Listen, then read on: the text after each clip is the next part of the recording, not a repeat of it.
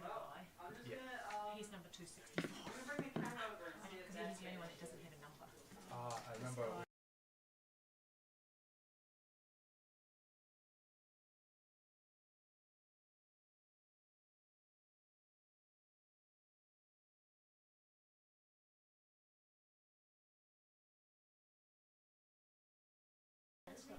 Yeah, I don't know. Yeah, the boys haven't really seen.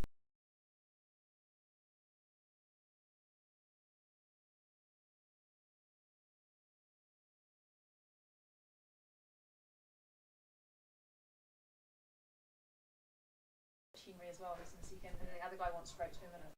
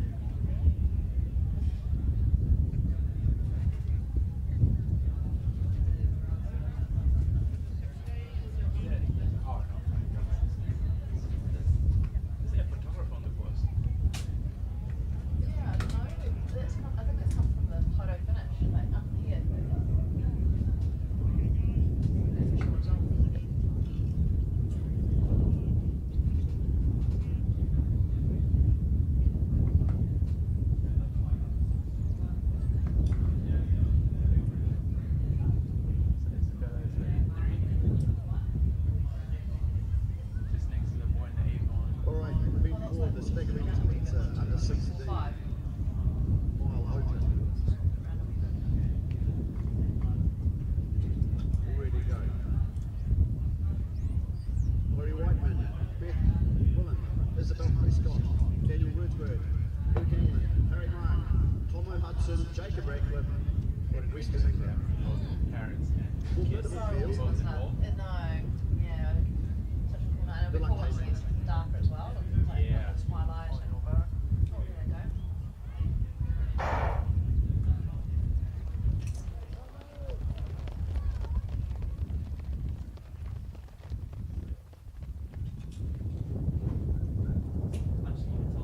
go. Testing 1 2 1 2 testing 1 2 1 2 1 2 3 4 testing 1 2 1 2 testing 1 2 1 2 1 2 3 4 1 2 3 4 testing 1 2 3 4 1 2 3 4 nah, still no go.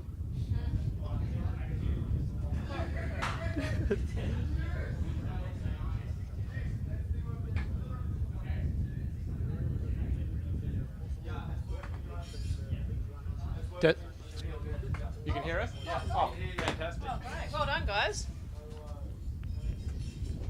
Is this screen working or no? Oh, so we won't be able to see the camera, but that's fine. We'll just. Yeah, you got a window. Yeah, so we just talk as though they can see anyway. Yeah. Because I'll just be switching between. Hot mic right now. Yeah. Okay. Nice. Live now. Looks like we're finally online. Yeah, After hello. a little bit of technical difficulties there, but we got there. I'm Angie Petty, and you are? Mordecai, and we are excited to be broadcasting the DGRS Twilight series for you guys today. Yeah, so it started off with a bang with the women's 800 metre race. We had Rosa Tyford winning that in 2:08. Second place we had Sam Lascelles. And third might have been Ariana Candy, I think, who it was her first race back after having her 9-month-old child. She's also got a 3-year-old. So that was very exciting. And then we had the boys. Yeah, sorry, Ariana Candy ran 2:19.58. And then we had the boys 800 after that. Won by Louis Howell, and then Henry Sevier in second place, and Craig Oliver in third.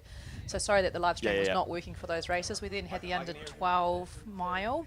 And now, currently on the screen, hopefully you can see, is the under 16 mile. Yeah, I'm hoping the live streamers got to see that cartwheel finish in the under 12 mile race before. That was pretty spectacular as she crossed the line. One of the wee girls did a cartwheel over the line. But yeah, so this is the under 16 mile. So we'll just try and get some names. We can't actually see the screen ourselves, so we're just looking through the window to what we can see. So we're not sure what you're seeing, but we've got Christchurch Avon in the front.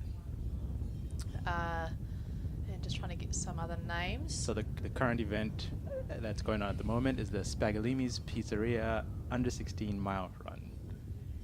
Yeah. And the leading girls at the moment is Elodie Whiteman. She's in 5th place overall, but the first girl, and then we've got Isabel Prescott just behind her, both running very well in this mile. It is pretty windy out there, so conditions aren't amazing for fast times, but these kids are out there giving it a go and doing their best anyway, which is awesome to see. Yeah, you can really tell that the wind is definitely a factor today, just looking at the flags blowing from up here. Yeah, it is meant to die down, so hopefully conditions will be better later once we have some of those big 5K races to come. Yeah, the wind forecast is for it to die down, but here we go. So we got 241 in the front, it looks like. Or was that 261? That might be Daniel Wordsworth Of Avon Running Club. Yeah, so Daniel won the New Zealand Secondary School in the 3K Road the title last year, so he's very talented. Won the top in New Zealand, obviously, winning that New Zealand title. And he is looking strong. He's looking very strong. He's obviously done it from the gun. He's gone out and he's, leading strong, not got anyone sitting behind with that wind. But he's putting in the hard work. He's putting his head down the back straight there. You can see those girls go through. They're in about 4:09 with a lap to go. That was Elodie Whiteman and Isabel Prescott. It's going to be an exciting last lap for those two girls. But at the front, we've got Daniel Wordsworth. And he looks like he's maintaining that gap between first and second. coming in strong for a good finish. Yeah, and I think we've got the young Jacob Redcliffe, who's only 12, in fourth place at the moment. So he's one of the youngest. So we do have a variety of ages in this, even though it's under 16. So obviously within this race, you've got some children that are running super fast for their age, but maybe not as fast overall. Daniel's coming in for a sprint finish. Awesome race. That was very good. A 4:57 mile in these conditions is brilliant. In second place, it looked like it was Luke Angland. He did a great run as well, just over 5 minutes. And number 200, that was Tomo Hudson in third place. Very strong run by him. And as I mentioned before, that is Jacob Radcliffe, one of the youngest in the field, coming through in fourth place. Gosh, look at him go. We've got Elodie Whiteman, very good run, first girl over the line. First girl across the line. And who was that other boy, 263? Was it couldn't quite catch who that one was, sorry. It looks like he's been a new entry, but that was Isabel Prescott coming through, 141 is the second female. Very good run by her. And then we've got Weston Ingram as well. So he's pretty young. He's doing very well, and gutsy run by him in the wind for a 5:58. Gosh, all the kids today just defying the laws of physics, going against this wind today. I sure are. I think if some of these kids race at Napoonaway, they're probably used to the wind. Not that I want to be negative about a track. It can be lovely here. We do have some still condition days. And that was crossing the line, maybe Beth Wilhelm, number 156. She's from North Canterbury Club. That's where I used to run for back in the day. Oh, wow. Before I joined the university club when I got to that age. But yeah, very good running. You can just see some of the girls warming down from the earlier race. If you missed it before, we had Rosa Tyford winning the 800 and Sam Lascelles in second place, 208, 209. Yeah, we're going to come on down now to Hamish, the roaming reporter. So you'll catch him. And 40 minute and 25-minute pace races. Please be aware the start of these is over by the 200-metre mark. The other side of the track, you can see where the paces are now. The only way to get there is through the end.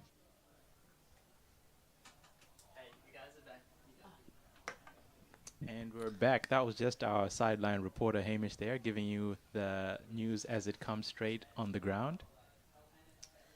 Yeah, he's going to be live with some of the athletes throughout the evening, seeing how they feel post-race, which is probably a mixture of hopefully excitement that they had a good race, but also probably feeling very, very exhausted. If it was me, I know that immediately after a race, sometimes I'll be wanting to vomit, but it's always nice to be able to talk and let people know those initial feelings after you've crossed the line. Oh, 100%. And that concludes the under 16 mile race. So coming up next, we've got the Swain Woodham Group 500 meter paced 500 meter race. 5,000. The 5,000 pace. 500 metres would be a cool distance. I probably prefer that, to be honest. I'm an 800 metre runner, so that sounds like a nice distance to race. But 5,000 is... I'm going to start drafting the proposal for that one now. 12 and a half laps is a bit of a different story to just over a lap. So, yeah, that will be an exciting race coming up. So they got some paces there for 30 minutes and some pace down to 25 minutes as well. So great to see that there's, a whole ability of athletes on tonight. Often you go to track meets and it just seems to be the top elites who train pretty seriously and top in New Zealand. But it's really cool to see that even if you only do running more for fun, or it still might be really important to you, but you might not be top in New Zealand, you can still go out into these meets and have a really good race and have people pacing and give it a really good go and really try and run a personal best. I think it's just as important for someone who's aiming to break 30 minutes as it is for someone who's aiming to break 15 minutes. It's really meaningful to them, and it's really cool to see that these athletes are out here giving it their best. And we're just going to hand over back to our sideline reporter Hamish. What's the word on the ground?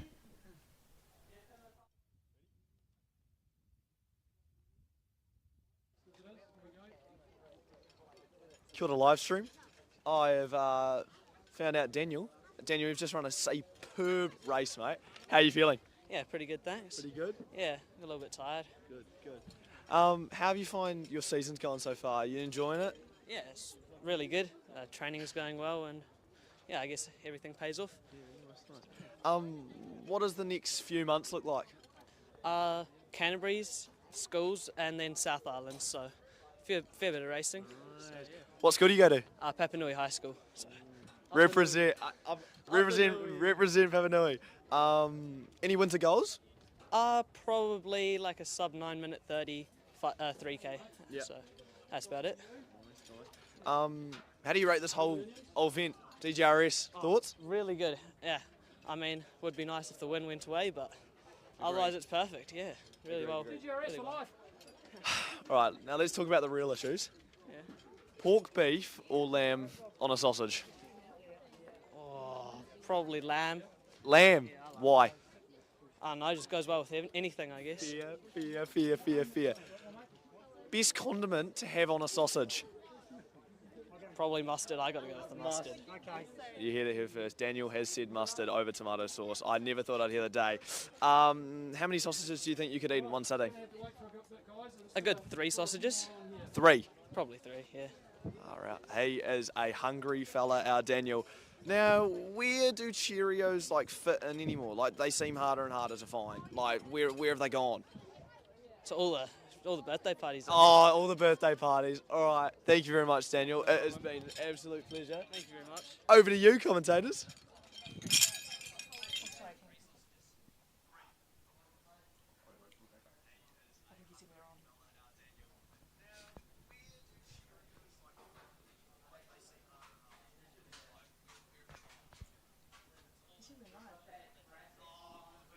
Are we live? That's Fine. oh, Okay. this must be the stream. And we are back now. So yeah, there was an interesting interview there with Daniel. We couldn't hear it all because we didn't have access to the screen, but just heard the last little bit. I think he said his favourite thing to have with a sausage was mustard. So interesting fun fact there. I hope you got a chance to enjoy our sideline reporter Hamish's outfit today. Very, very competitive. Very befitting the motif of tonight, I think. It looks like he has a few medals himself, so we're not sure if that's. I know his dad's a good runner, whether they're his own or whether his dad's medals. But So we're just getting the runners starting to line up for the 5,000 meter, not 500. yeah. So I hear that you're quite into 5K running. Is that correct? Yeah. Although my 5K is around Hagley Park. That's haven't been around the track in a while. Right. Yeah. Have you raced on the track before? Or? Gosh, probably not since the pandemic actually. Oh, Which is quite a wee while ago now. Yeah. What was your distance on the track? Ooh, to be honest, I was just a cheerleader for Alex Kelleher because he was doing a lot of training and I'd tag along and that's awesome. try to keep up with him. I'd like to think I was keeping him motivated, but I was mostly just eating his dust. Oh no, good on you. That's really cool. So now you enjoy you go down most Saturday mornings to the park run here at Hagley Park in Christchurch. Yeah, that's the home, the third place as they call it. Oh, Yeah. looks like we're about to get going. So fun fact, in lane number 3 we've got Harry Woodier Smith, who changed from the 25-minute to the 30-minute due to summer barbecues being a problem. I think many of us can relate with that kind of thing. I certainly enjoy my food, and I can see why he wanted to change races. And but yeah, no, good to see that he's still out here giving it a go. And as we see one of the guys taking the lead already, breaking away quite quick. Maybe he's gone into the wrong race. Maybe he's a bit too fast. Yeah, time will tell. This is quite a big field we've got here. And we'll try and see the number as it comes around. So it's number 159. So that looks like it might be Sheriff. Am I pronouncing his name right? Sharif? Abdrabu. Sorry, excuse our pronunciation. But yeah, good to see all these. It looks like there's a mixture of ages, obviously males and females in this race. coming around now is Margie, one of the many DGRS club members, also participating today. And she's looks like she's pacing, so she's helping out. So we've got the high, bright Viz tops that are pacemaking for these athletes that want to target a certain time. So that's great to see. You know, that, as I said before, it's just so important for these athletes to, you know, to try and run a personal best. You know, whether that's you know, fast internationally or not, it's still really important for them to get out here and do it, and it's really, really good to see. Got Sharif looking good out in front. He's looking really good. I have a feeling he might be in the wrong race. He probably pretty quick. He might end up lapping some of these athletes, but as long as every single person's giving it their best, that's what it's all about. That's right. And you know, people are at different stages as well. Like, you know, some people might have just come back from having a child. I can vouch for what that's like. That's a lot of, you know, it's really, really hard. It's a big journey to come back from having a child. So they might normally be in a 20-minute race, but at the moment they're back at the 30-minute race, you know, and it could be injuries or it could be sickness or it could be a lot of things. So there's different seasons as well at where your running's at. But certainly he's looking very good at the front here as he comes past another lap down, 11 laps to go. A lot of laps. That's why I stick to the 800 metres and 1500 metres, but definitely admire these athletes getting out here and running 12 and a half laps. And here comes another pacer leading a group of 3. Yeah, so that's Don Gregg. So that's actually who this whole meet, you know, club is named after. He's an incredible athlete. Obviously, he has a very good history in distance running in New Zealand and was one of New Zealand's best runners back in the day. Not saying that he's old now, but so he's doing a great job out here and obviously done a great job with the Don Gregg Racing Stables Club. Which has really taken off over the last few years. Like, honestly, we're down here at the track on, well, they were training on Tuesday nights. I think they do Wednesday nights now. But and they would arrive, they'd turn up, the Don Gregg Club, and it would just be so busy. There's probably like 30, 40, sometimes even 50 athletes coming down with the club and running around the track. And then a lot of those were athletes that possibly wouldn't normally be at the track. So he's really, I think it started off at Hickley Park, and he's really taken it to another level and getting the enthusiasm, you know, for so many athletes that may not have been running otherwise. Yeah, no, that black horse logo has become an icon in the running community, I say. Yeah, and you probably see a lot of them down at the Hickley Park runs on a Saturday morning as well. Oh yeah, definitely. It's I think it's where community meets competitive running. It's quite a unique community and group of people that we have in the DGRS group. Yeah, for sure. And I think they have paces every week down. Every fourth week is it? They do it at Hickley Park once a month. Yeah. They have the athletes, you know, that are pacing certain groups as well to try and break those barriers as well. You know, a 20-minute group, 25-minute group, and so on. And I think that's so cool to see. They're really part of a community. Oh, speaking of Hagley Park Run, 172 Colin Chin coming up right now. That's a Hagley Park Run legend right there. Oh, there you go. He's been doing it for nearly 10 years now. Colin Chin, so he says that his biggest challenge is getting to the start line. So he obviously made it to the start line tonight, and he's doing great out there doing it, which is so cool. What was your journey like coming back after having a baby? Yeah, so good question. It was quite hard because I had HG, so that is a really bad form of morning sickness for my first pregnancy, and basically could run a bit, but not nearly as much as I had hoped because I was vomiting all the time, you know, nauseous pretty much the whole way through, and even when I took medication, it did help a bit, but I still wasn't very well. So yeah, I couldn't run that much through pregnancy. And then had a lot of work to do coming back, but I had 6 weeks off initially after giving birth because that was what the medical recommendation was, and then had a physio checkup and everything was good to go after that, and just built back slowly after that.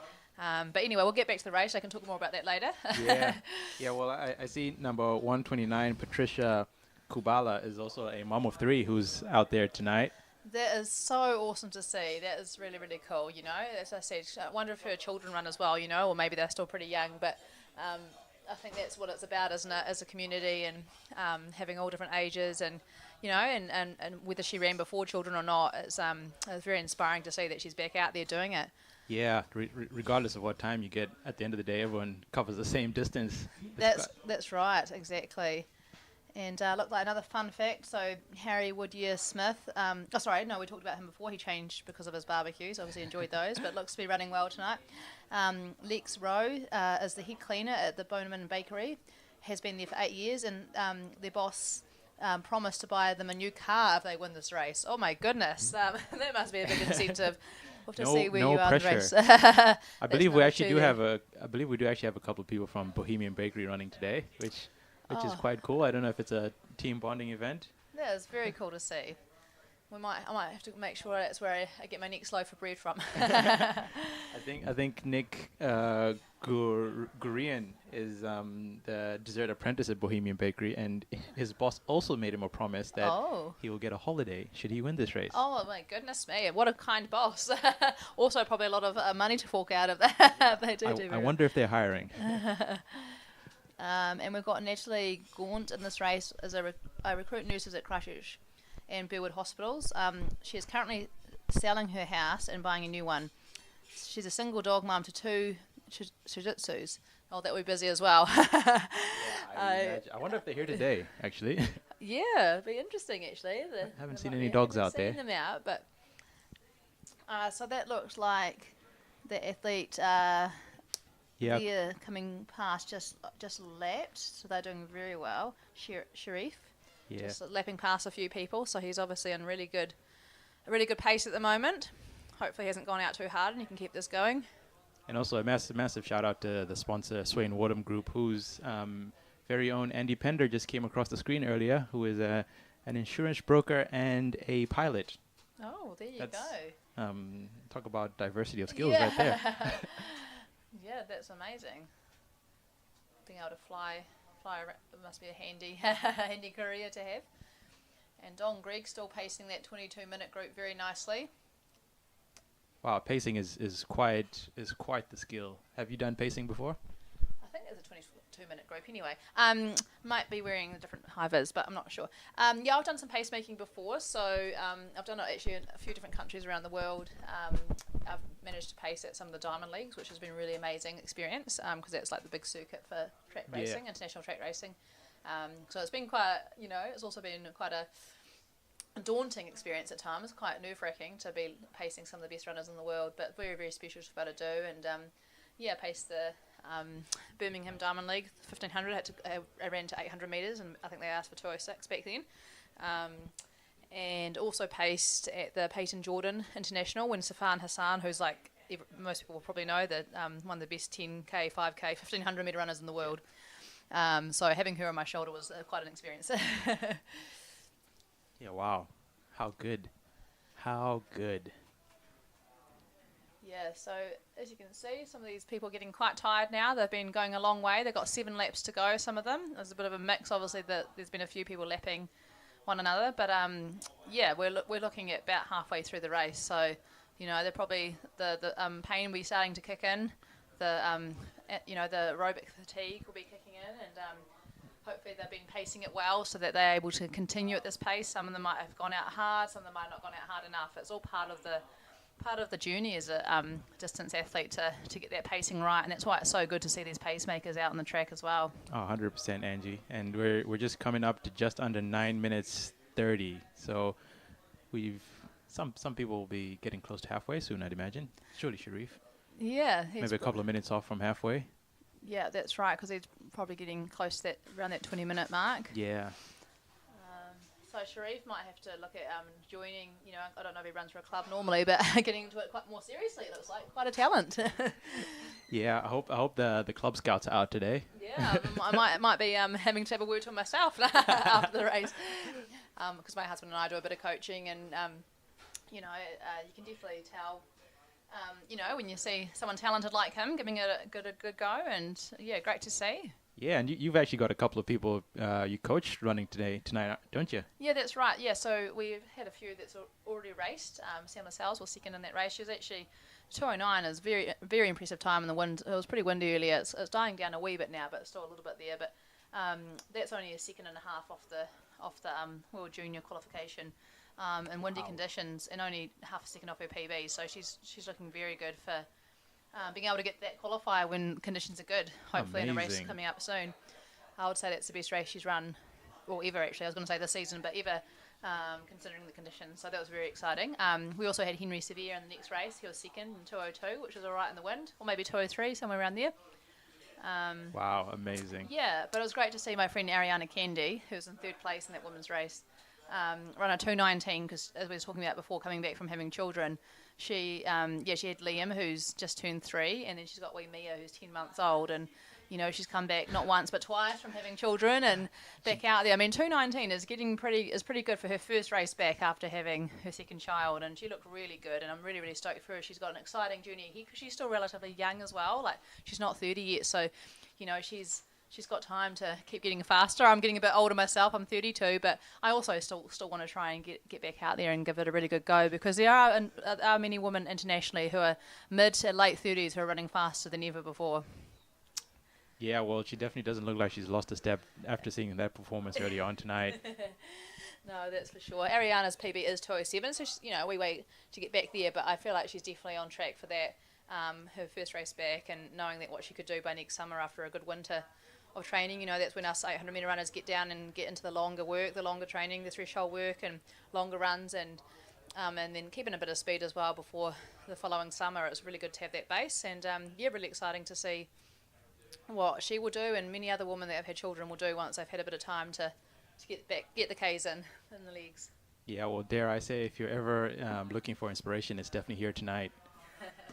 That's right. So it's great to see. As we say, this is the 30 minute to kind of 25, even a bit below minute pace races. We've got some pretty big races coming out with the elite races. The next race, of course, is the sub 20 minute race. So we've got some pacing around 18 minutes as well in that race. And then as we get further into the night, we've got some elite races coming up as well. So it's going to be an exciting evening, so stay tuned. Yeah, buckle up. I hope you've got yourself a nice warm cup of something and prepared for all the fun stuff still yet to come ahead. That's right. It's pretty cold here in Christchurch. I'm not sure where you're tuning in from, but certainly starting to get more wintry in New Zealand as we head towards winter. But wow, it's quite amazing. I'm just looking at number 223, Kelly, who just started running in 2021, and they're out here tonight, which is quite amazing. It's not too long ago that they started. Yeah. Oh, that's really awesome to see. Yeah, it's never too late. There's also Sally Gibbs coming up in the later race, in the elite women's race actually, who I think, I need to check her age, but I think it's around 60, and she can run around Amazing. an 18-minute 5K. So that is absolutely phenomenal. And she said that I actually picked her up from the airport, and she hasn't even been running that long. I think she started maybe in her 30s or 40s. So yeah, very, very exciting. She's really close to, well, she already has broken some world masters records. Oh my and goodness. she, and she could possibly break more. So very exciting to see that we've got someone that good here in New Zealand, from Wanganui actually. But an absolute legend who didn't pick up the sport till later, but just shows you it's never too late. Yeah, again I say, the DGRS Twilight series, the inspiration is free, folks. Yeah, that's right. It's So very many much amazing so. stories out Yeah. here tonight. And to think we're just beginning, really. We're coming up to the 14 minutes 30 second mark soon, and everyone is looking strong. I think the field looks like they're starting to settle into the race now. Got the paces still going strong. What an amazing service it is to be a pacer. Just the idea that you're supporting these people and helping them to reach personal bests and milestones. Totally. It's really honorable service. Yeah, it looks like that Sharif has about 3 laps. Has 3 laps to go, if that's correct. There's some other athletes that were passing the bail at the same time. So, but yeah, so 1,200 meters to go. He knows that he's getting there. He's into getting close to that last kilometer when he gets around to the 200 mark. So once you've done 4 kilometers, you know that you just got to dig deep and push through that pain, and the line will hopefully come to you. It's all metaphorically downhill from there, I think. Yeah. I know for myself though, as I say, 5K is a long way. So I remember doing Hagley Park Run a few times, and that last K, obviously the last K at Hagley Park, it's probably one of the nicest Ks. It's a very, very slight downhill. So I actually remember that day because I think you looked like you felt a little bit sick right after you crossed the finish line. I was just going to say that I was actually like I haven't had that happen very often at all over the years of all these years of racing. But I remember that race, I was like gagging, like I needed to vomit, like as I was coming down to the towards in that last 500 meters towards the finish line, and I did actually vomit after I crossed the line, which is not too uncommon for me with racing. I have done that a bit, but that was probably the only time I actually remember in the race actually feeling like I was going to vomit like that early, you know. So that, but it was all worth it because I think that's when I actually ran a PB and broke the parkrun record. So it wasn't too bad. That is a good effort. If there ever was a mark of leaving nothing in the tank, I think that's a good indicator of that. That's right. I think you know, some people just are naturally vomiters if they push themselves. Other people could push themselves and they wouldn't vomit. Like Sam said, my husband said he'd pass out before he'd vomit after a race. Like he still pushes himself, but he never seems to vomit. So that's quite an interesting insight there. Now that I think about it, I'm not a vomiter, but I've definitely lost vision before. That's pretty serious as well. See, I haven't lost vision, so it just shows that neither experiences are very nice, but we're not really selling running to the listeners, are we? But disclaimer, we're not medical professionals, and this is not advice. But I think it does show that when you really want to do well, you really push everything, then you know that it's worth going through some pain to get the results that you're after. Yeah, coming around the corner again, here comes Mr. Andy Pender from the Swain Wadham group. I think he'd be about 6'3", maybe, I reckon. I always wonder what it's like to be that tall and to run. That's right. It's interesting with running because it doesn't seem to be too much of a, like there's very, very fast athletes who are very tall and very, very fast athletes who are very short. Obviously, Usain Bolt was very tall, but then you've got someone like Kenenisa Bekele who, broke so many distance records, and he's very short, so, and also Shelley and Fraser Price and sprinters who are very short as well, so... I think for something like high jump, it probably is advantageous to be tall, but I think for something like running, it doesn't matter what height you are, what shape you are, you can still get out there and do really well. Yeah, honestly. Oh, here comes Sharif. He's speeding up. Oh, with a lap to go, he is going to run a good time. It looks like goodness. Definitely going to break that 20-minute barrier. He's gone through with like 17, just over 17:50, so he should be probably going to be running 18 low, somewhere around there. Wow. Maybe even under 18:20. Making it look so effortlessly as well. But yeah, going back to what you're saying. Sorry, under 19:20 is what I was meant to say. Going back to what you were saying earlier, I think that's the beauty of running, right? It's we all start on the same start line and all cross the same finish line. That's right, shape, size, age. That's right.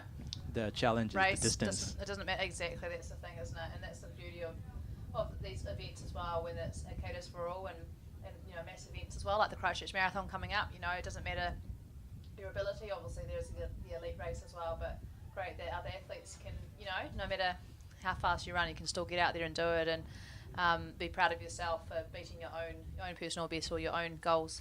Yeah, that's right.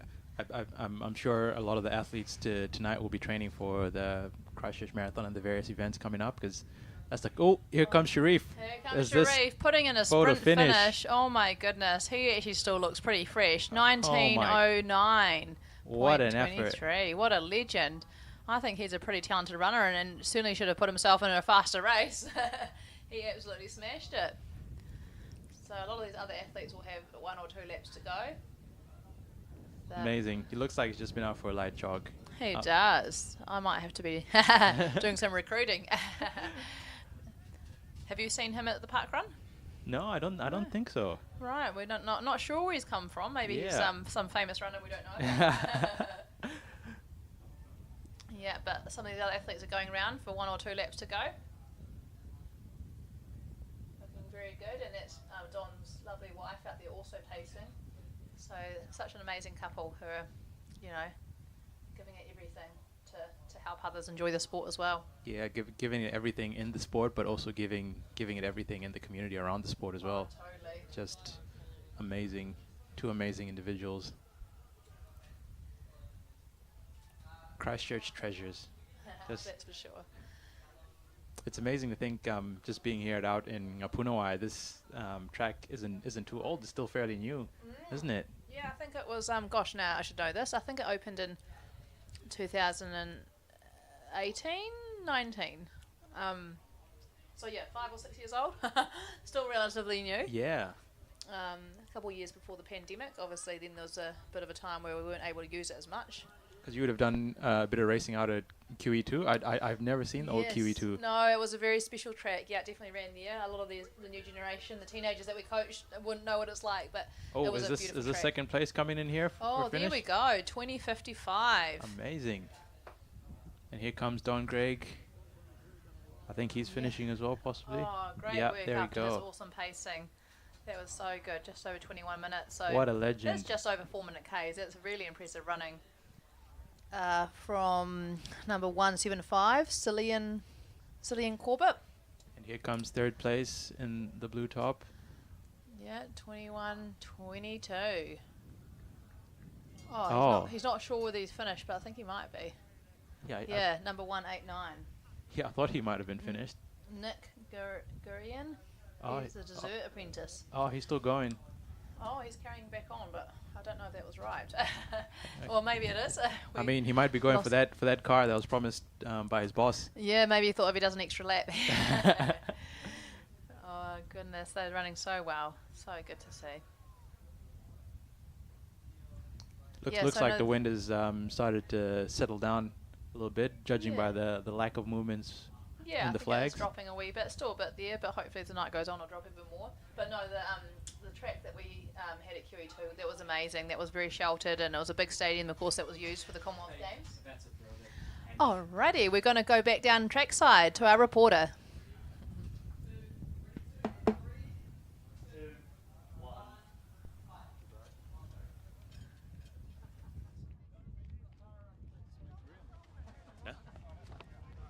G'day guys, I'm here with Sharif. Now Sharif, you've just run an absolute outstanding race, mate. Really, really well done. Talk us through it. Yeah, it was a good race. You know, the first probably 3Ks, you just find your rhythm, and then the last two, you just try and push as much as you can. So yeah, really enjoyed it. Nice, nice. Now with your running so far, how's your season been going? Yeah, so far so good. Going to try to do the 10K in Christchurch Marathon, so in April. So about 4 weeks away. So yeah, looking forward to it. Nice, nice. For like next few months, what does that look like? Definitely next 3 weeks, focusing on like tempo, so try to keep that 10-kilometer distance with a good speed. And then after that, probably look at more longer distance, so I look for the half marathon in Queenstown. Yeah, so, nice. Yeah. Nice, nice. Winter goals? Winter goal is just improve the 5K. So today was pretty good, 19-ish. So hoping to get 18 next time. So yeah, that's the winter goal. Nice, ideal, ideal.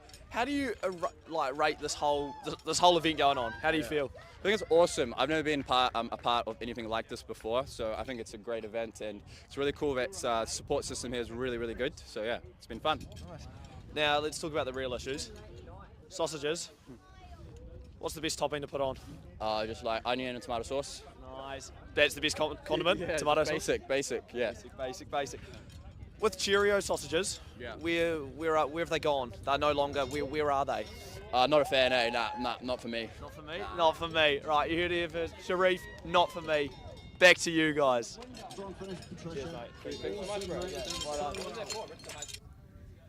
Sweet.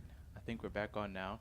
So the DGRS Twilight series, I think this is the second year of this event running now, I That's believe. correct, yeah. I actually ran in it last year. I helped pace make the women's elite race. I remember that being very hard work. It was my first summer back after having my daughter, and competed over the 800, 1500, and then was asked to pace the 5K. So I managed to make it to, I think, just over 3K, 3.2K maybe.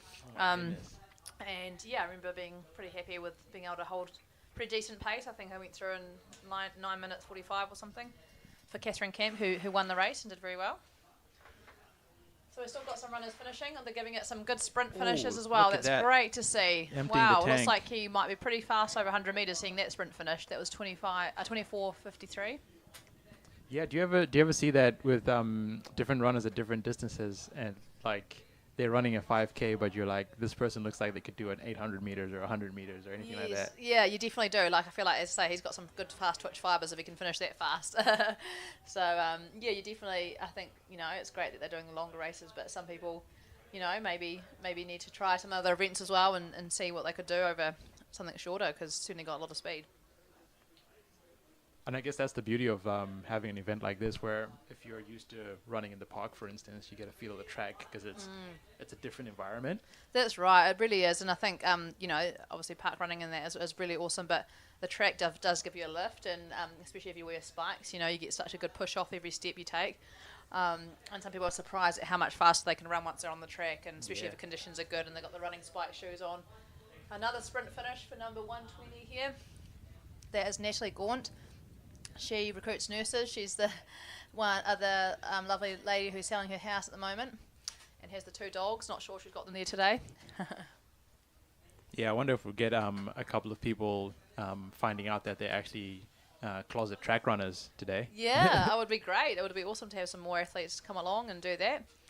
And it looks like we've got a few more athletes, just one more lap to go. Maybe 2 more laps to go. But the main thing, they're doing their best and they're putting in the work, and they'll deserve to have a great dessert and massive meal after this to recover. And I do believe we have a sausage sizzle going on just around the corner from the finish as well. So that will be... might have to check it out. That's a little extra motivation, not that it's needed tonight.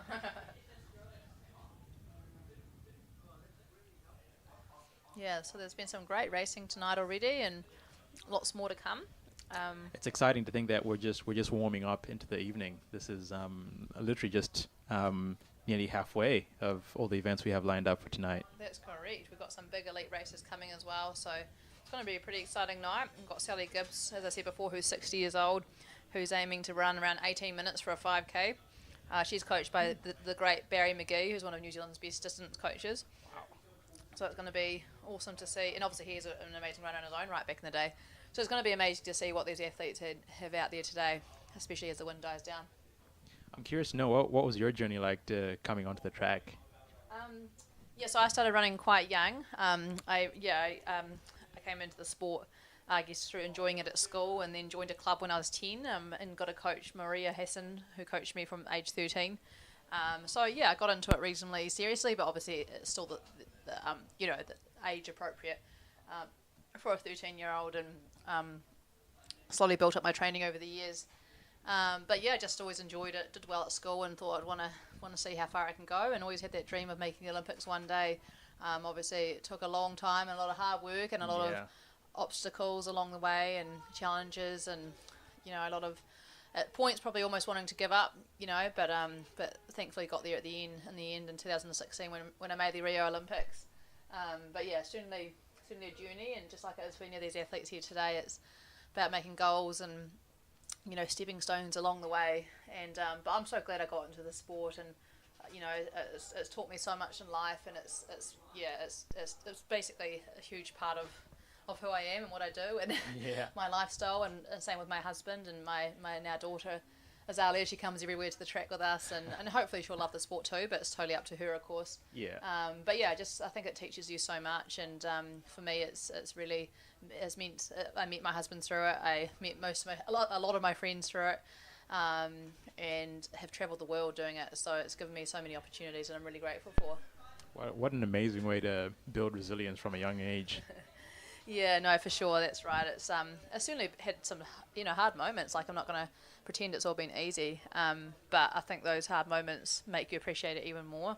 And I don't think there's any athletes that would say it's been easy. Like there's injuries and there's sickness and there's a lot of mental struggles as well. Like, it's pretty tough when you're competing on the world stage and even not on the world stage, just getting out there and going through disappointments. And I've been beaten by drug cheats and not found out until a year or two later that they were drug cheats, and I deserved to get a medal and never got that medal. But there's a lot of that going on, sadly, but there's also a lot of positive parts of it, and that I'm forever grateful for. Yeah, wow. No, I think you're an amazing role model to all the young women out here today. Thank you so much. Yeah, I'm really excited to be part of the sport, even if I'm not running as much at the moment. I've had this injury, heel bursitis, since October, and decided to pull my season and continue to focus on our coaching and seeing all our young athletes do well. We've got Daniel Prescott, who's just heading off to the World Cross Country as we speak. He's flying out tonight and to compete in Serbia next week with the New Zealand team, so that's going to be pretty exciting. And we've got lots of other athletes back here doing so well on the track as well, and of course he's been doing so well on the track, so it's an amazing sport to be a part of. Can I say,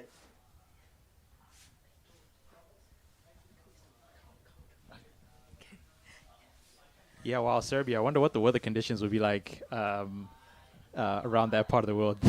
Well, yeah, I mean, obviously, normally in their winter it can be very cold, and in their summers it can be very hot. But because we're in that between kind of season, you know, in Europe, the year it's actually going to be, it's meant to be pretty nice. It's meant to only be like mid kind of teens, which is not too bad for cross country. Obviously, you don't want it too hot when you're running 8 kilometres like he will be doing for the under 20 race.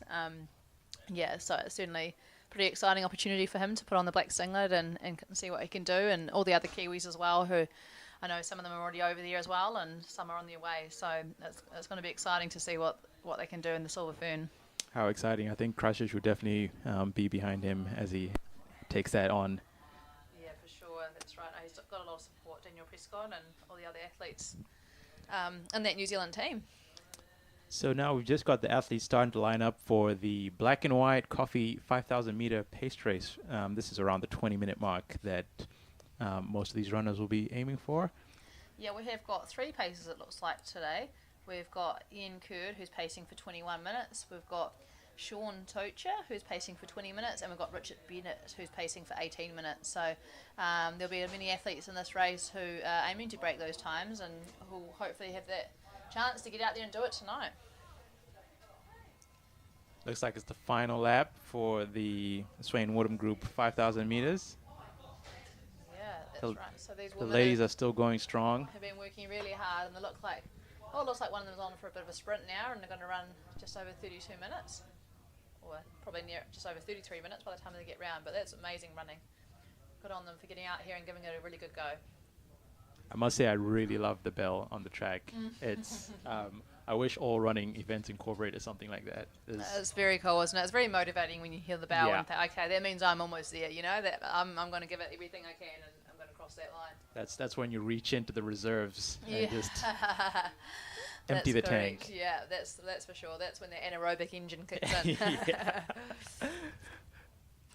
So it looks like Don Gregg just, seeing him pacing that in this race that's just been, or just going still. His PB for the marathon's actually 2 hours 13. Wow. So that's insane. That's I can't even imagine running that quick.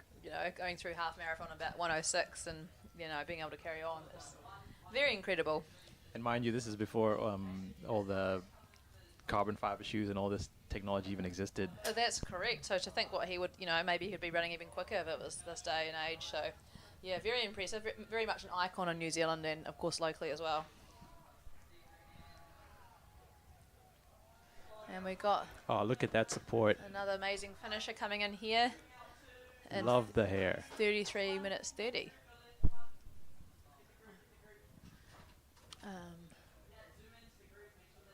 And here come the paces, bringing the final finisher home.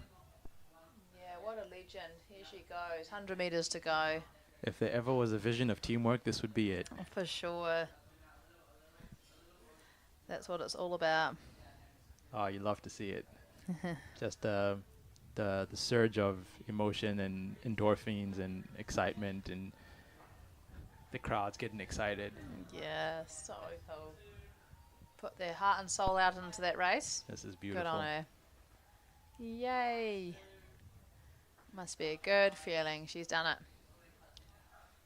That was just finishing before her was 1:48. So that was Renee Smith coming in with a really cool hairstyle, the purple and pink hair. Yeah. And then I can't quite catch that was 1:13. So that was Matilde Chappell, who just came in there just over 4 minutes.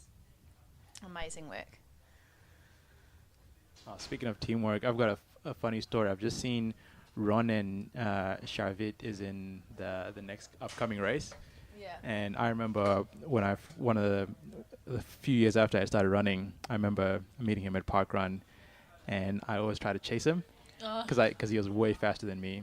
And this one time I was finally getting close to him, and I could just see he behind him, and he yelled back at me. He's like, "Come on!" And good on him. it just filled me up with so much excitement. And he That's was so like, cool. "Nah," he's like, "You got this." That makes all the difference, doesn't it? Especially when they're there running as well, and they're going through the pain as well, and they know what it's about. So can I ask you what your PB is over 5K at Park Run? Well, at the moment it'll be 24 minutes. the legendary Bruce Woods, who's actually on the track this evening, said your PB expires every year. Oh, there you go. Yeah. So you don't live in the past. Oh my goodness. Okay, well I've got a bit of work to do. I can't talk about my 159 800 anymore. Well, I just found that a really important piece of advice for me, because when I was quite young, and I guess almost became obsessive with it, and it was like, at the end of the day, you want to like remember that you love this. Yeah, that's so true. Don't lose that. Yeah, it was about the enjoyment of it, isn't it? So is that actually your best then, or is that the best you've done this year? The best I've done. I'm coming back from a very nasty stress fracture in my foot, which sidelined me for over half a year. Oh my goodness! Yeah. And it's a very bizarre injury that doctors couldn't quite figure out. So definitely made me appreciate running. Yeah, for sure. And being able to move. And so were you in a moon boot for a while? Yeah. It was quite bizarre. I had a stress fracture, and the doctors also found a little gap in my foot, which they couldn't figure out where that came from. Oh no, gosh, that really doesn't sound good at all. But are you on the mend now? You're doing pretty good now? Yeah. I don't think I'll be able to run the way I used to, but I can run. So that's the main thing. Yeah. It definitely makes you appreciate it. I'm glad to hear that you're on the right, heading towards the right way direction now. And we've got this race starting now. So this is the race 6, the black and white coffee 5,000 metre race, pace for 18 to 21 minute paces. And we'll see what these athletes have got out there today and see what PBs can be made. And just a reminder, so if you see the bright coloured green tops, those are the paces that are pacing for 20 minutes, which is Sean Torture, 21 minutes Ian Curd, and 18 minutes Richard Barrett. Richard Bennett's actually a very good runner in the community. He's got some really good results himself, and great to see him giving up his time to be able to pace tonight. But yeah, certainly a very strong runner. And you got to see Becky Blade just sitting on him there, and Aisha Shafi. So Becky's a very good local junior athlete. I think she might be around the age of 20 now. But she certainly is one of the top local cross-country runners, and haven't seen her on the track so much, but good to see her out there tonight. Yeah, I think when I have it here that when Becky was asked about this event, she just simply said, "I love running." That's so awesome, eh? That's really what you want at the end of the day. That's the most important thing, is that people are doing it because they love it. It doesn't get any more complicated than that. For the love of the sport. That's correct. So we also got Aisha Shafi sitting right on Richard Bennett at the moment. She's an athlete from Wellington, a Masters athlete. She's 35 years old, and she actually won the Masters 800 metre title here at the Napunawai Masters Nationals about a month ago. So she's she ran the 800 metre race there, and now she's here doing a 5K. She's a very versatile athlete and doing very, very well. Running some PBs over the last couple of years and showing that, as a master, there's still many things to aim for. And she's looking really strong out there tonight. She's come down from Wellington for this race, so great to see. You can see those other guys also right there. We'll try and get some more names to you as we go. But Richard doing some great pacing out the front and taking the wind for these athletes. So he's going through the 600 in 2 minutes 10. Yeah, I'd imagine Richard would be a good person to draft off of just with all that height. Yeah, that's for sure. And you can see these other athletes in behind. We've got, I just dropped something in the control room here, but we've got Ange Redford as well from Timaru, who's a very good runner. She's been running amazing over the marathon and half marathon distances recently, and now is coming down in distance to the 5K. She's still in marathon training at the moment, but great to see her out here tonight, hoping for a PB. As well as many of these other athletes who, some of them will also be in marathon training. It's probably that time of year where there's a lot of marathons coming up. But good that they can do some speed work and focus on the 5K tonight. Yeah, speaking of training, I think number 178, Marcus Daff, is a self-proclaimed Coca-Cola addict in recovery. although he did say, should he get a good time, he will most definitely celebrate with some Coca-Cola. Good on. That's good on him. And good on him for being honest as well. I do enjoy my odd Coke. Try not to have it too often, but Yeah, I think it'll be well deserved after a race like tonight. Yeah, it's the little joys. It's the That's little correct, joys. yeah.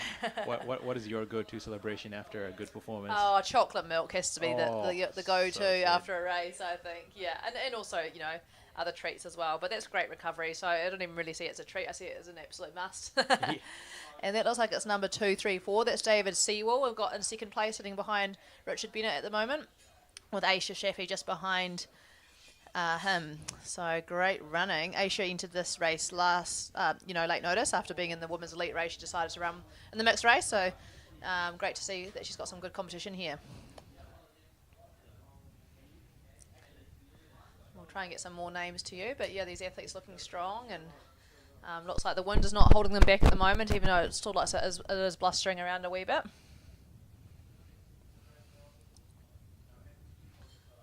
Yeah, that's coming across line. Just Harriet Kingston, who's another one of the many DGRS crew members that are out participating today. They're always easy to spot when you see the black singlet, the iconic black singlet. Yeah, that's right. It's definitely very iconic with that horse on the back, and I must admit, almost a bit intimidating when you're running in another club and you think, goodness me, they're here, they're fast, they've got massive numbers. But no, they're such a good club, and it's so good to see. Can you hear Jonathan? Yeah, so it's good that we're getting some footage of the different groups as well. So I think now on screen, or just been on screen, was that group with Ange Redford. So she's up with the guys and some other speedy guys in there. And then, yeah, we've got the 2 other girls just in front there. We'll try and get some more names as we go around. Aisha Shafi looking good. Behind David Sewell, also looking very good there. We've got number 184 coming through in 4th place. We'll get some more names as we see them.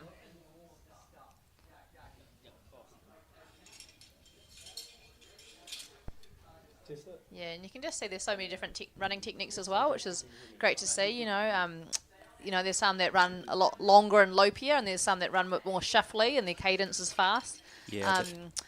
As coaches, it's probably something we notice even more so, and obviously every athlete has what works better for them, but there's also things that you can do to try and improve your own technique. And faster cadence does help. It helps reduce injury and improve performance. But some people will naturally have a slower cadence, and they might not need to speed it up as much as somebody else.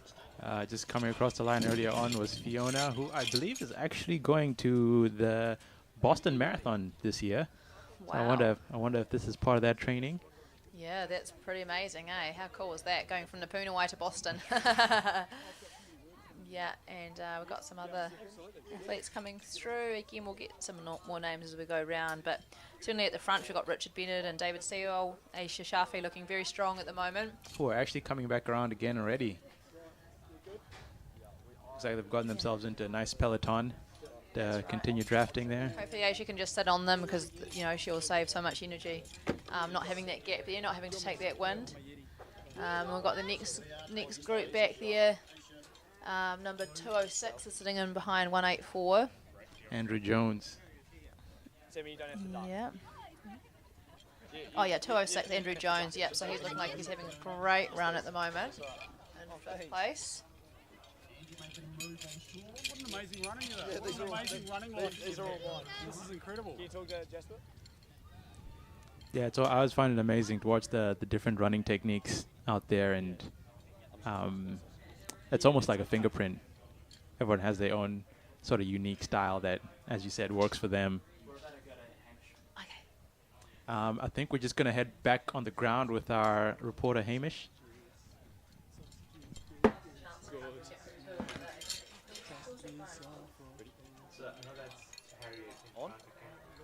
Kia ora, guys.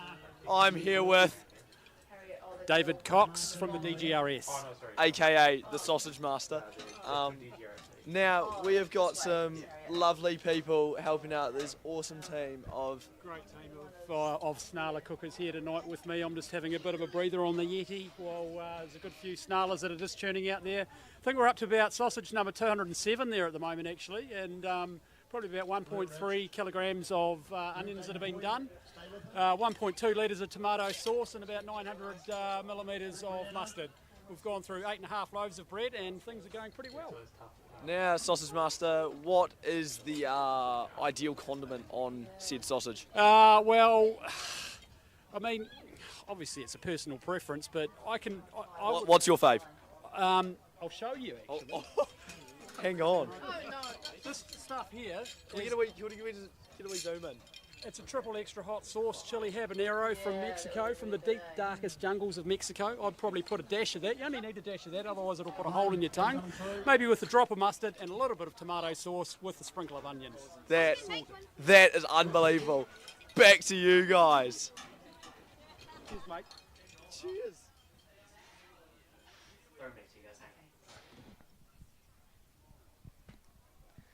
Looks like that wind is still a little bit of a factor out there. Yeah, I think it certainly is. Unfortunately, it looks like it hasn't died down as much as we were hoping.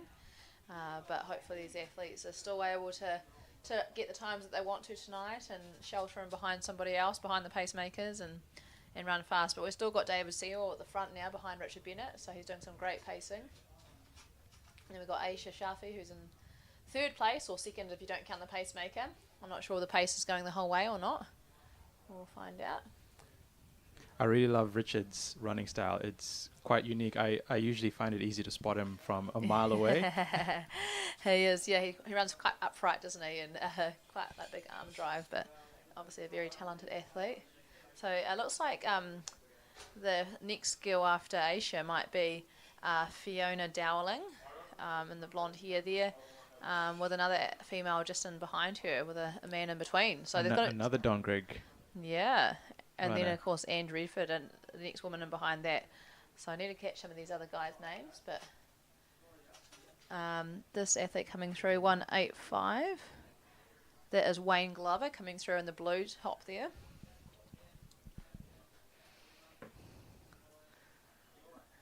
And we've got Becky Blay in behind him, and that might be Jess Winter in behind Becky Blay, I think.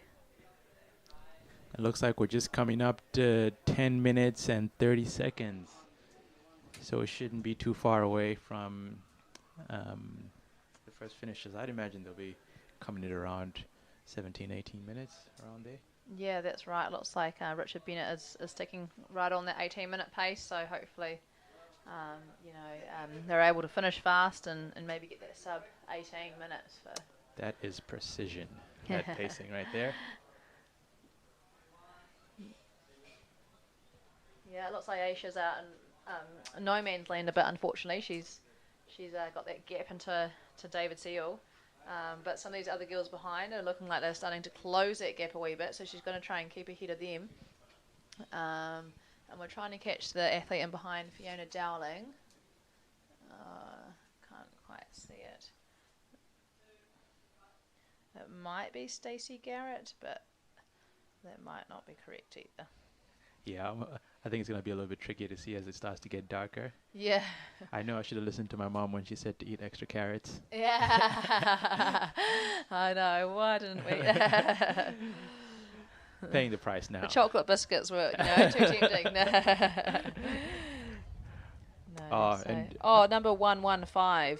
Now we can see it. So, behind Jess. Oh, so that was Fiona Dowling. Oh, yeah, and we'll try and catch the other athlete. Gosh, how good is it to have these events here today sponsored by, I think, 13 sponsors? That's incredible, isn't it? So good for these companies, these businesses to really give back to the community and to make such a difference. Enable prize money and even just to get the meet to go ahead itself. So that's Becky Blaze showing on camera now, with number 214 just in behind. That's Ben Magendai just in behind Becky, and then Jess Winton behind him.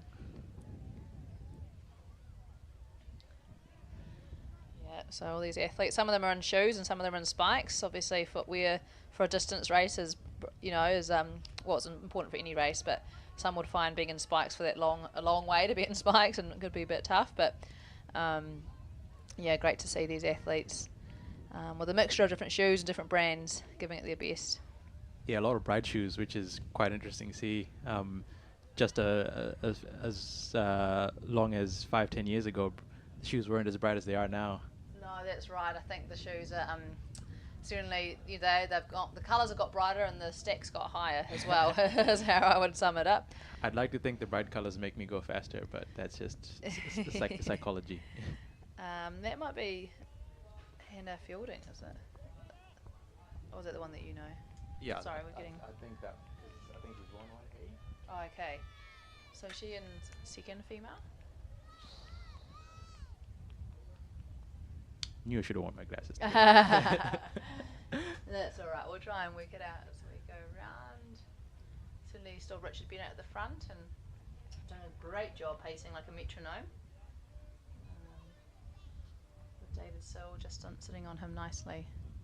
How good are these lights to be able to, not only for the athletes to be able to see clearly, but also for the audience? Yeah, that's for sure. It makes it such a cool atmosphere. It makes it really exciting. And just as we say that, we're seeing some athletes kind of close in on each other, so they'll be having, there'll be quite an incentive as they go around. They'll be really trying to catch that person in front of them. And we've got Aisha Shafi coming through the finish line, with 3 laps to go, really giving it everything. And then that is there, Hannah Fielding coming through. Who is starting to close the gap as well on Aisha.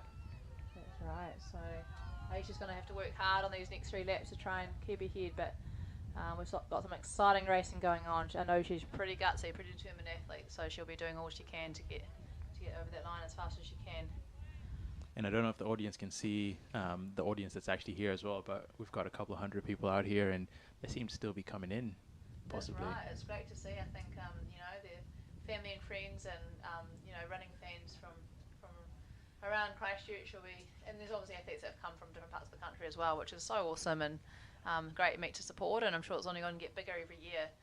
The Don Greg Racing Stables have put on such a great meet, and it's pretty exciting because having live stream and having prize money, having food and having paces, it's really, really a great meet. And I think I've seen a lot of meets be put on, and I think they've done a really good job tonight.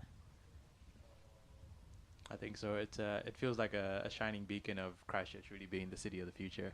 That's right. I think it's it's been through a lot in the last decade or so with the earthquake and everything else, but it's certainly coming forward, and there's a lot of excitement here in the city, and a lot of hope, and a lot to look forward to, and a lot of that perseverance and overcoming adversity to a brighter future. And as we say, that Aisha's getting slowly closed in on the gap, by Hannah Fielding.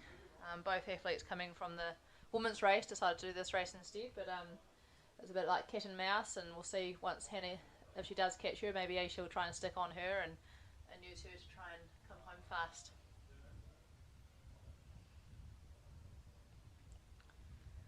But it's certainly starting to get darker now, and the lights are going to have more and more impact, and the excitement is still really high here with some big races ahead, so stay tuned, and these elite races are still coming up, and it's looking like it's definitely the wind's starting to die down, so some big excitement coming. Most definitely. And just a quick shout out to our sponsors for this race as well, Black and White Coffee. Have you visited any one of their cafes? I have, and I must say I'm a fan. I do like my coffee, and I do appreciate that they're one of the best in the business. And we've got these athletes coming through. So our front athlete now has only a lap to go. He got that amazing bell, which is, as we talked about before, such a glorious sound to hear as he comes through with a lap to go. So looking like he's definitely going to be somewhere around that 18-minute mark or just under. Yeah, looks like he's still got a second wind in him. Yeah, and now we've got Aisha just being passed by Hannah Fielding, so there might be a good battle on for second and third. Yeah, Hannah hasn't quite broken away from Aisha just yet, but they'll be coming down to their final lap now as the bell rings.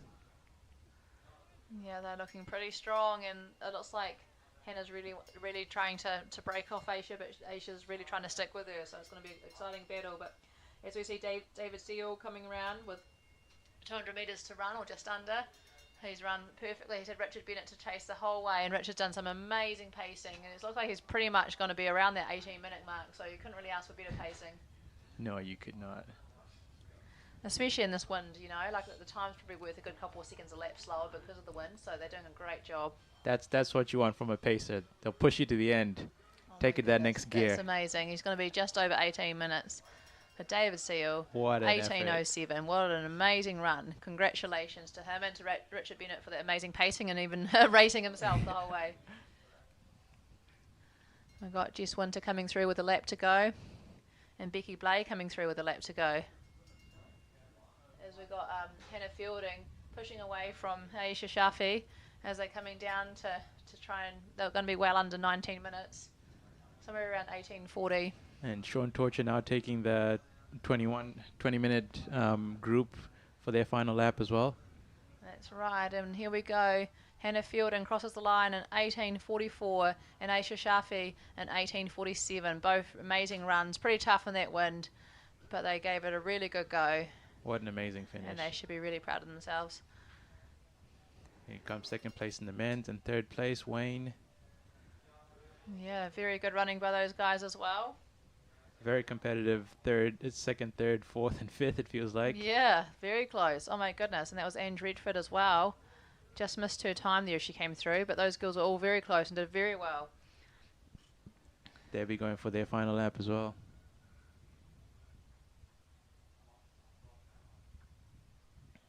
Here comes another runner coming in strong. Was that Fiona Dowling as well? That just went through the line. And sorry if we did get any of these names mixed up today. And Fiona Dowling just crossed, and then we had another athlete as well who we didn't get the name of. Sorry about that. And there's Jess Winter crossing the line in under 20 minutes. Good on her. Under 4-minute Ks. Some really amazing finishes tonight. And Becky Blay just breaks 20 minutes. Good work, yeah, and all these guys as well. Amazing running. Amazing pacing there by Sean Torcher.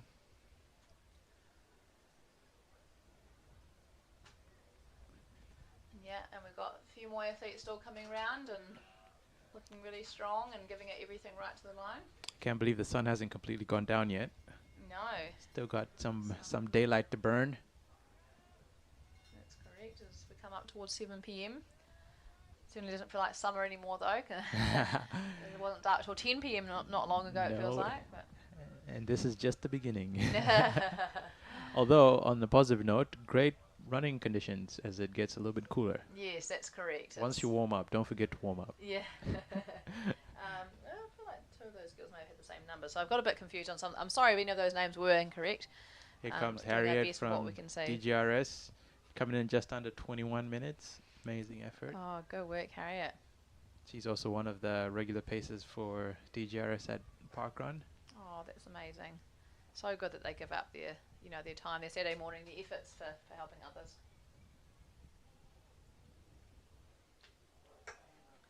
Yeah, certainly a lot of DGRS singlets, which is so great to see. And they come in all sizes. You got them toddler sizes, and there's hoodies, and there's singlets.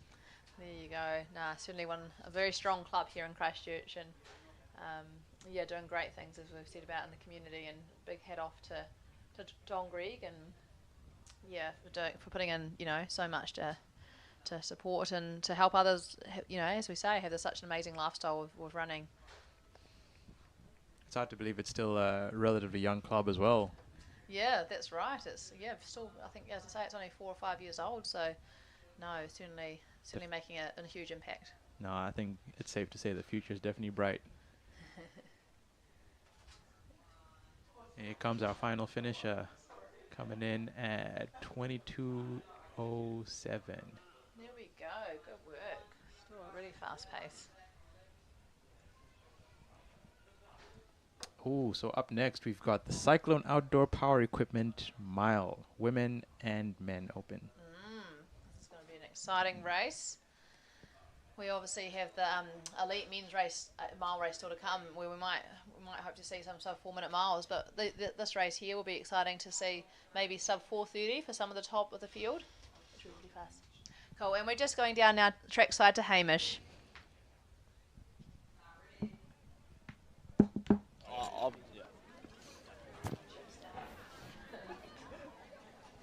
Kia ora team, we are back and I'm here with David Sewell. David. That was an outstanding race, mate. Really well done. Talk us through it. Oh, well, I had Richie Bennett pacing me, so I just tried to stick on his back as long as possible. He helped me out quite a bit. Like he dropped his pace a few times to drag me up through the wind. So yeah, no, I was happy enough with the time. Ideal. What was your final time? Just over 18. I think it was 18:06. Yeah. Far out, mate. I tell you what, I could not pull that off. How's your season gone this year?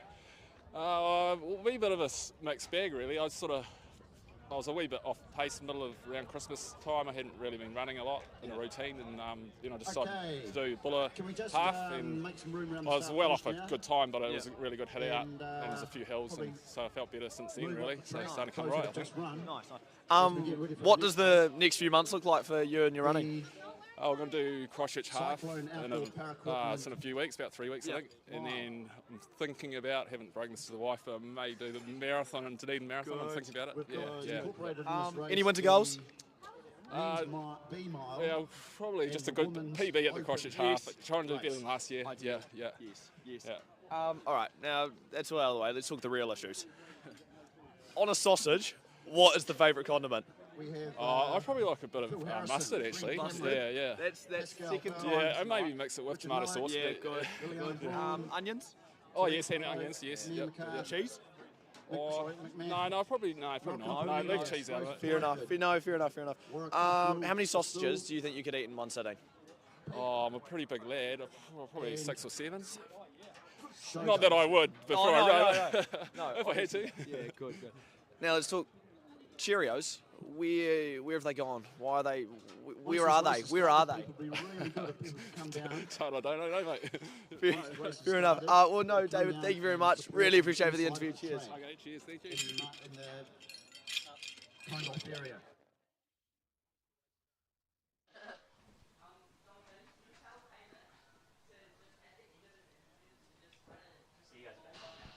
All right. And we're back on. Just want to give a quick shout out to the broadcasting crew that's making all of this streaming magic happen for you guys. A group of young men from Riccarton High who are making all this possible for you guys tonight. Yeah, how cool, eh? Just, only high school age and still able to put all this together and help, many other people be able to access this amazing racing and be able to watch it back later as well. And yeah, so big shout out to Riccarton High School and the amazing team. All right, the miler is off, and here we Yeah. go. Yeah, and they got out hard. They're going out hard from that gun. Obviously, after seeing 5K racing, that we've got some, shorter distances now and a bit of a speed up in events. And it looks like we've got Liliana Braun in second place. I'm not sure if that's a pacemaker leading or if they're racing, but I think they're racing. They're racing as well. Got on them. Yeah, I've got quite a good mix of athletes in this race here. All ages. We've got father and son duo, Brent Cameron and Pete Cameron. Yeah, that's right, and a mixture of ages and genders as well.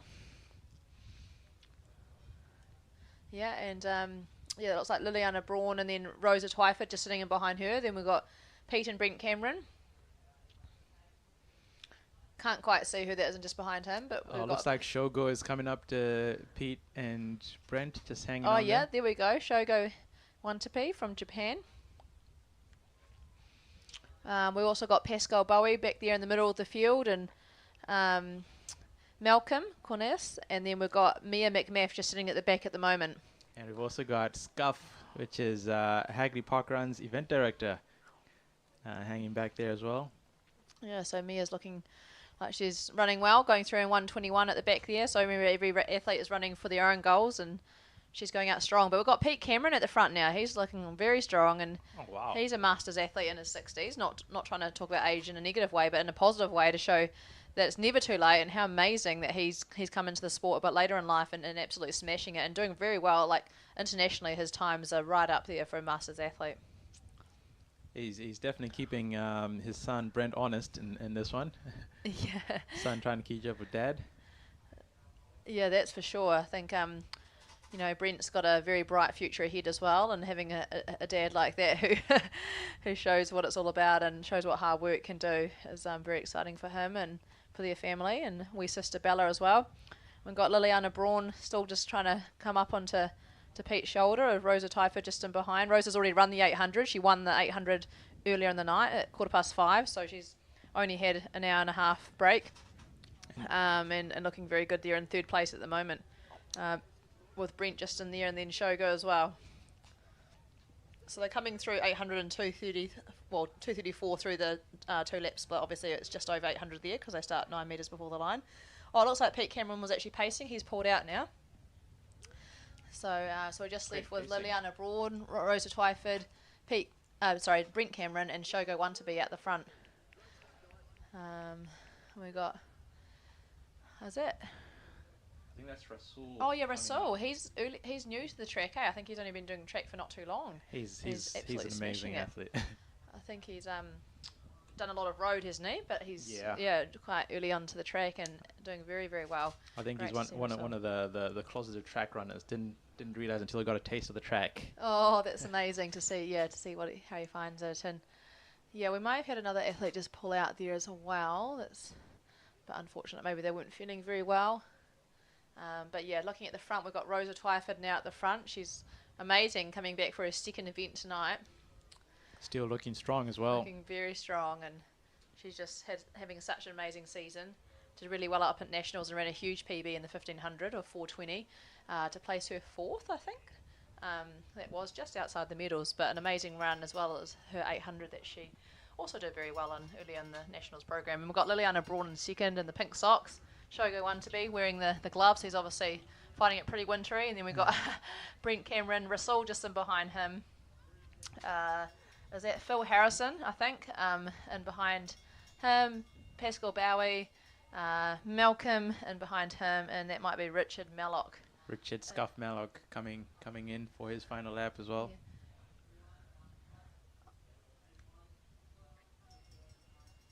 So that might, yeah. Love the sound of that bell. Unfortunately, Mia that's pulled out. She has been having a bit of trouble with her hip, so maybe she is a bit sore, possibly, sometimes sickness, or just sometimes you just don't feel on the right in the race, and sometimes it is the best thing if you don't want to put your health on the line if you're not quite right or something's a bit sore. But we've got Rosa Twyford coming through as we see it, and she's coming down the line looking very strong after having already run an 800. She's going to take out the mile as well, with Shogo finishing hard, but Rosa is pumping her arms, lifting her knees and looking incredible, running a 5:02 mile after having just won the 800 earlier in the night. Shogo in second place, Liliana Braun in third. Pete came back into the race to help his son Brent out across the line in 5:11. Rasul running 5:13. Remember, you take off about 20 seconds or even more for the 1500 conversion. And here comes Phil Harrison. I believe when he was asked about the race, he simply said, "Donnie is a legend." Yeah. So shout out to Don Donnie. Grigg is a legend. There's got Pascal Bowie, Malcolm coming through just over 5:30.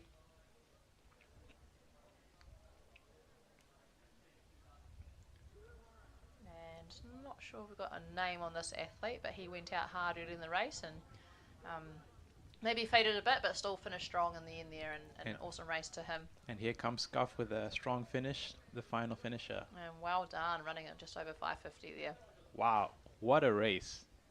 So as you say, about 15 seconds off from the mile to 1500 for the top guys, about 20 seconds probably for the front of this pace, and probably about 30 seconds as you get slower that you take off for that 1500 metre conversion. Because often big races, internationally and locally are 1500 metres, but it's quite cool to still have that mile distance there. Would has a big history, of course, internationally with Roger Bannister running the first sub 4 minute mile, and still less people have run a sub 4 minute mile than have climbed Mount Everest. So I think that's pretty amazing, showing how incredible it is. Well, hopefully we'll get lucky and we'll see someone join that elite class tonight. Yeah. So next up, we've got the milestone race, which is open to family and all participate, I believe. Yeah, so this is going to be a great race to see. It's going to be, athletes that maybe don't normally run on the track, getting out here and giving it a go. Maybe parents and, yeah, exactly, family members of those that run. Yeah, I'm looking at the list here, and we've got some parents of some of the elite runners. We've got Grant Straker. That's Corbin's dad, who's going to be running the milestone race. Awesome. And Shannon Radcliffe, who is father to Caleb. Okay, Who's we're going to running head the down. 5,000? Oh, sorry, we're going to head down to Hamish in just a moment, trackside, and we'll see what he has to catch up on with the athletes that have just raced.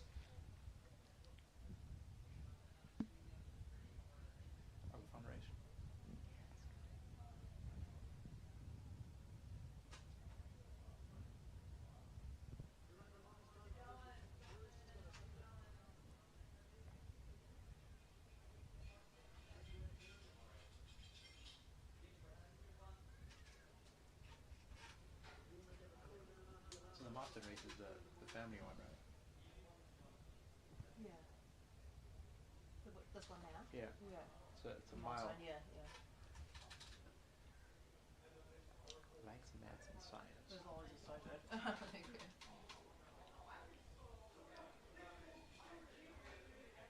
Oh, yeah, she's been in the middle.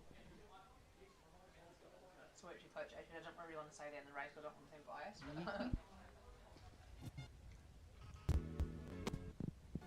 Oh, Lizzie was right. Lizzie and Grant, Corbin, Straker's parents. Oh, cool. I think he's going to be in the elite. Oh, is he? Yeah, he's a pretty good runner, isn't he? Do you know them from Parkrun? Yeah. Oh, cool. Oh, the family mile. The other Camerons Oh. are running this one. Or Jack. Sorry.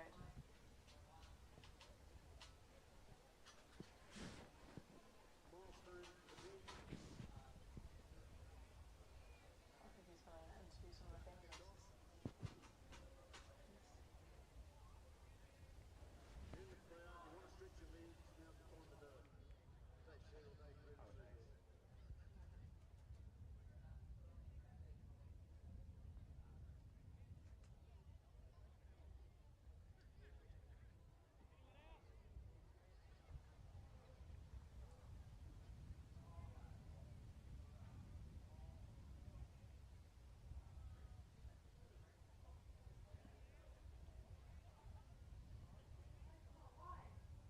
Oh, they're running again.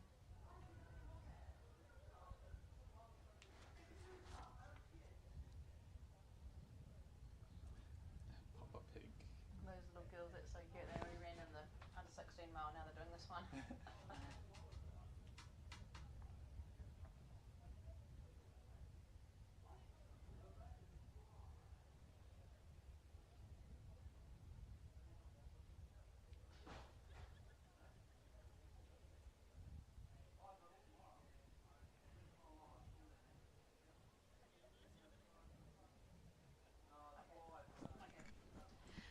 And so we're back here in the commentary box about to watch this amazingly exciting race. Super fun just to see everyone out here. The family milestone race. So we've got brothers and sisters, parents, got all different ages and both genders competing here. And well, some of these athletes have already raced, just been. So we good fun to see what they've got left. And they're off. Oh, it looks like we've now got the entire Cameron family's out on the track. Pete, Yan, Brent, and Bella. So awesome. They're literally after just finishing their race. Brent and Pete must be tired, but they're giving it another go. We've also got Grant and Lizzie Straker, who are parents to Corbin, who will be running later on. Back down to Hamish now. So catch him live.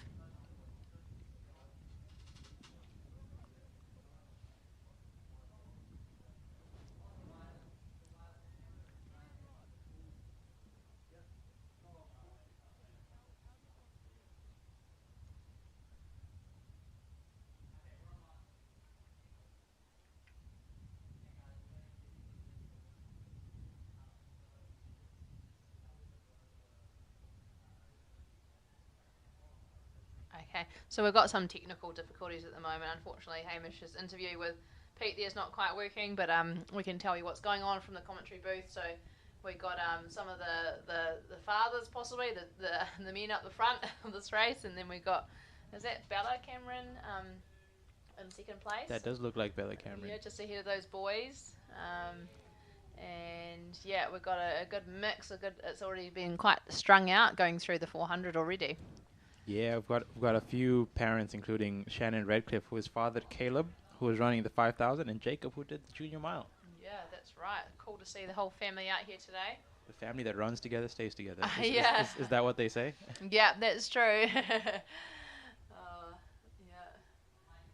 No, definitely cool to see some of these athletes just doing this as more of a fun run. See Isabel Prescott and Elodie Whiteman already raced earlier on the under 16 mile, now having another go. And there's Ariana's father, Jonathan Harper, in the red top there. After seeing his daughter race, he's out here doing the mile. Good on him. I think Jonathan Harper is referred to as Papa Pig. Is that anything to do with Peppa Pig? Because my daughter out here loves Peppa Pig. Might be onto something there. Yeah. And we've got Aisha going around for a bit of a warm down, I guess, with Russell after her mile just been, or their mile just been. For a minute, I thought our sideline reporter Hamish was running along as well, but clearly he just takes the job very seriously. Yeah, maybe he should give himself a head out over a mile. Would be pretty interesting to see.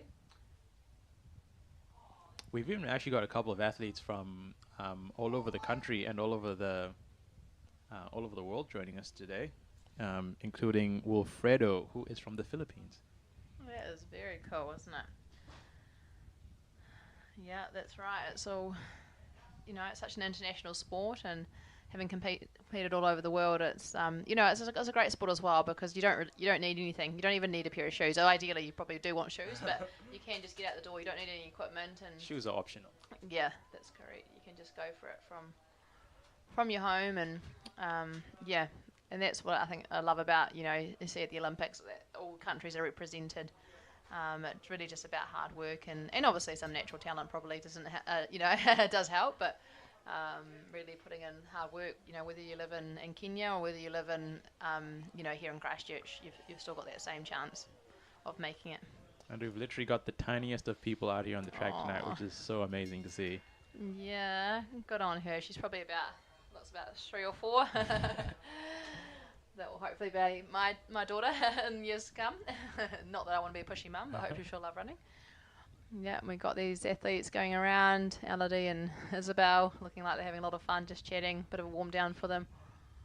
Both from the Selwyn Club, both their brothers are very talented runners. Daniel Prescott I talked about earlier, off to the World Cross Country Champs as we speak, in Serbia next week. And actually, so that's Isabel's brother, who's off to World Cross Country. And then Elodie's brother, Cooper Whiteman, is a bit of a superstar, 16-year-old, who's about to pace the mile shortly, the elite mile, and he got second last week at the New Zealand National Champs in the under 20 men's 1500. Even though he's only 16, he went up in age group. So definitely a name to watch. Amazing. And obviously looks like his sister might be as well in the future, so she's doing very well. All Christchurch's very own. Amazing. That's right. We certainly got, at Nationals there was a lot of Canterbury medals, and it's pretty exciting to see that, that we have got such talent here, and especially after not having a track for so many years. I remember myself having to train on the grass tracks, and all these athletes are here as well. It's not the same, is it? Put up with that as well for many years, from 2011 until we got the track here. So no, very, very cool to see that the province has got through that, and now we've got this amazing track here and world-class facilities. As we see father holding his daughter's hand, it looks like coming down the line before. I think our camera's slightly delayed, so you might be seeing a little bit ahead of us, but yeah, very cool to see. And we're coming up to just under 5 minutes 30, and these runners are looking strong. Yeah, looks like that's Caleb's dad just finishing. Caleb and a couple of the other athletes. Shannon just crossed the line. Yeah, just crossed the line, and a couple of the athletes coming down as well. Caleb and Jacob's father, I should say. Yeah, and these athletes coming down. Good feeling when you're into that home straight. Such a good feeling to hear that bell. It is such a good feeling. You know you're nearly home. Yeah, I know some sprinters would wonder why you'd want to do an event where where you have to go past and hear the bell, like 400 meters. Obviously, you just do the one lap, but here come Lizzie and Yen. I think it's pretty rewarding. And Aisha cooling down with them. Good on them. Pete's still got more gas in the tank. Oh, my goodness, he's having a lot of fun everyone. out today. Oh, great to see. And here comes Phil. Great work.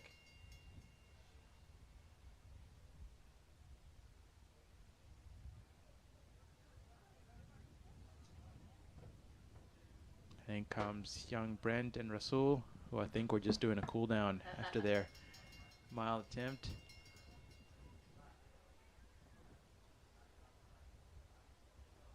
I can't believe how light it still is out here, although it looks like the sun is now starting to set. It is. It looks like yeah, over the next half an hour we might have you know, some dark skies and be fully under the floodlights, which will be pretty cool atmosphere for these final races coming up still.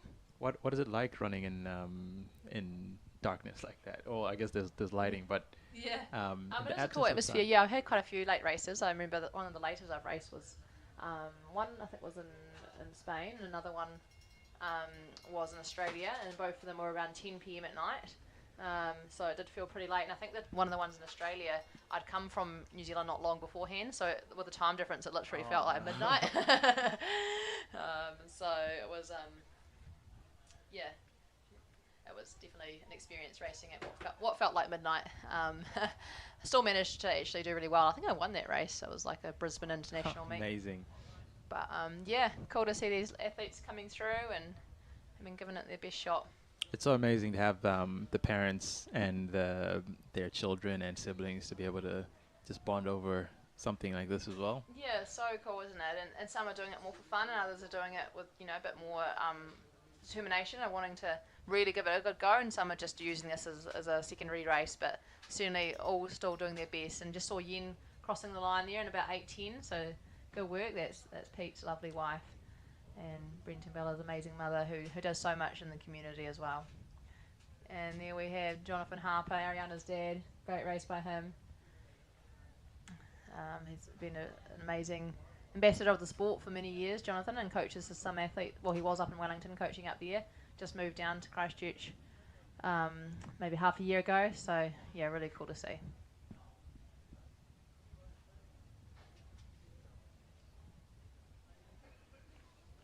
Ooh, and up next, I believe we have the Elite Mile race coming up. This is going to be a very exciting race with some of those front guys wanting to run a sub-4 mile. I think David Lee and Russell Green are in very good form after getting second and third last week at the New Zealand National Champs in the 1500 behind Sam Tanner. We've also got Cooper Whiteman, who, as I said, got the has qualified. Actually, run the qualifying twice now for the under 20 World Champs. He's only 16 years old. He'll be pacing. Hopefully, he'll be able to stay in after doing the pace making to a K. And then we've also got Toby Tasker, who is from Auckland but moved down to Christchurch for university last year, and he won the senior steeplechase champs last week up in Wellington. So that was amazing. Only 19 years old, one of the absolute youngest senior champions that we've had in New Zealand to be able to win a senior title while still officially a teenager, coming up 20 at the end of the year. So Unbelievable. yeah, we've also got Finn Woodhouse, Daniel Staffer, Harry Witt, Tom Galloway, and I think that's everyone mentioned. So going to be pretty exciting racing in this mile, and could we possibly see sub-4 mile? Conditions are looking a lot better now. The wind has really dropped in the last 20 minutes or so. Still pretty cold, and still a little bit of wind. You can see a little bit of movement of those flags, but a lot less so than before. And we'll see what these guys have out there, because the National 1500 race last weekend was very tactical, with Sam Tanner taking the win off a 51-second last lap. So it was all about just, you know, running tactical and then a big finish. But we'll see what today. Maybe they'll be, you know, they'll be wanting to go fast from the start. And you can see some of the athletes are beginning to warm up now. And I believe David Lee is actually going to want to chase that sub-4 minute, which is going to be quite exciting. That's right. David Lee, coached by Sam McLean here in Christchurch, is a very, very talented athlete. Still not that old either.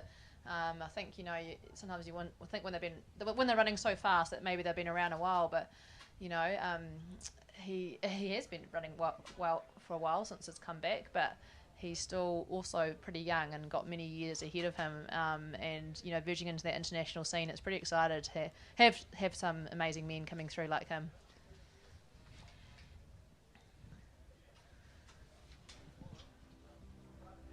So if you've been keeping up, this is the 9th race of the evening. So we're getting well settled. The crowds is well packed now.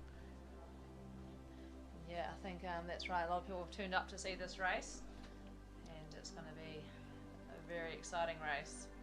And the events only get even more exciting from here on as well. So just double checking his age there. So David Lee is only 28. So you can see many international athletes are going fast until their mid-30s. So definitely got many years to come, especially because he wasn't running for a few years in his young 20s there. So yeah, very exciting to see him. As I say, he's ran a 3:42 1500 this season, so that was a PB. He's also run a 4:02 PB mile in January. So, you know, he's very close to that sub 4, and we'll see what he's got tonight. But also Russell Green won't be giving him any. Won't be making it easy because to take that win, because Russell was also very fast and was just ahead of him at the national champs last week in Wellington, and is also an amazing runner in his own right. So our next event is brought to you by Growing Places, which I believe Adam Jacks is a part of that business, who is a Don Gregg Racing Stable founding member, I say. Oh, there you go. Another amazing runner. Yeah, so Russell Green's PB is 3:41, so that was a very exciting race at the Sir Graham Douglas meet that they had up in Auckland a week before Nationals. So yeah, he was just ahead of David Lee there and just ahead of him at National Champs as well. Very, very talented runner. He's only 22 years old, so again, another athlete with many years ahead of him. And I think he's coached by Robbie Johnson. But yeah, he's part of the Whippets Running Club, which is another really exciting movement we've seen over the last few years in New Zealand.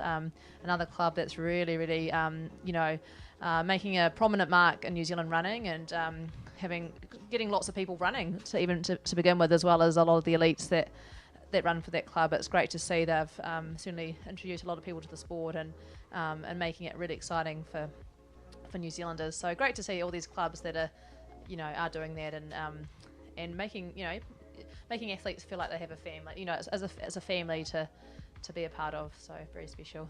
Yeah, it's been really exciting to see all the new running clubs popping up around the city just within the last couple of years, really. And a lot of them are represented here today as well, which is also amazing. That's right. And, there's still some of the special old clubs as well. So I'm part of the University of Canterbury Club, and, we've been going for a long time and well over 100 years. And, I love being part of that club as well. And, got members that have been there for years and years. And, of course, the very special and late absolute legend, in the community as well. So it's been a really special club as well to be a part of. So for Daniel Rees, for those that don't know who I was talking about, sadly passed away cancer a few months ago, and had made a huge mark on the community. I know he would have loved to be here tonight, so big shout out to his family, and he'll be very proud of these boys, I'm sure. Such a massive champion for just all things running, really, and in the community of Christchurch, a true pillar of community. Yeah, that's for sure. So we've got this race just about to start. The adrenaline will be high for these boys. Let's see what they've got. And they're off. So we've got Cooper Whiteman going straight to the front, the un-16-year-old taking charge for tonight, leading out these boys. He's on pacing duty, and he's certainly capable of running this speed, so they know that they're in good hands. So we've got Cooper Whiteman in the front. We've got Russell Green in second place, the 22-year-old. We've got David Lee in third spot. That's Toby Tasker in fourth. Obviously, the pace is hot, so the field's already broken apart with the other athletes coming in behind that. But it's all Cooper Whiteman leading at the front with Russell Green and David Lee right on his tail. And they went through in just under 30 seconds through the 200, so they're on for a good time at the moment. They're on that sub-4 pace, and let's see what they've got. Cooper Whiteman making it look so easy with that big long stride. Russell Green coming off such an amazing season so far. What has he got in there? And David Lee, the pace is hot. These boys are going to be feeling it already, because this is sub-4 minute pace coming through the 400 and 58, 59. That's brilliant pacing. David Lee's just not quite on the pace at the moment, but we know that he can finish strong, so he's not going to let them go, and he's going to be able to come back through. Got Toby in fourth place. All wanting PBs, these boys, tonight. Let's see what they've got. Gosh, look at those beautiful strides. No, this is world-class running. If they can get even close to that sub-4 mile, that's obviously a huge number to be running, and, internationally as well. Ever since Roger Bannister broke it back in the 60s, there's still not many people, as I said before, less people have run a sub-4 minute mile than have climbed Mount Everest, so it's a pretty big feat. Let's see what these boys have got as they're coming up to 700 metres. They seem to be holding that pace really well. Yeah, he's running like a metronome at the moment, young Cooper Whiteman. He's in very good form himself, and he's on target for World Juniors. So what can he do to help these seniors out today as they come through in 1:57, 58, 59 through the 800, looking very strong. He's going to try and make the kilometre mark in the lead, and he's looking very good at the moment. Toby Tasker coming through the 800 in 2:07. He's also looking very strong. This is a hot pace. Can they do it here at Nopunawai? Ladies and gentlemen, just to reiterate, we could possibly be witnessing some history here.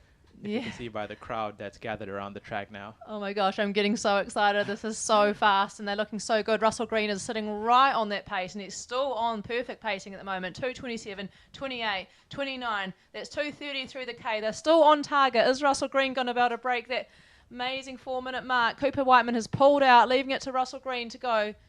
What's he got left for this? Coming into a lap to go. 500 metres to go. Oh my goodness, these boys, these men are absolutely flying. This pace is hot.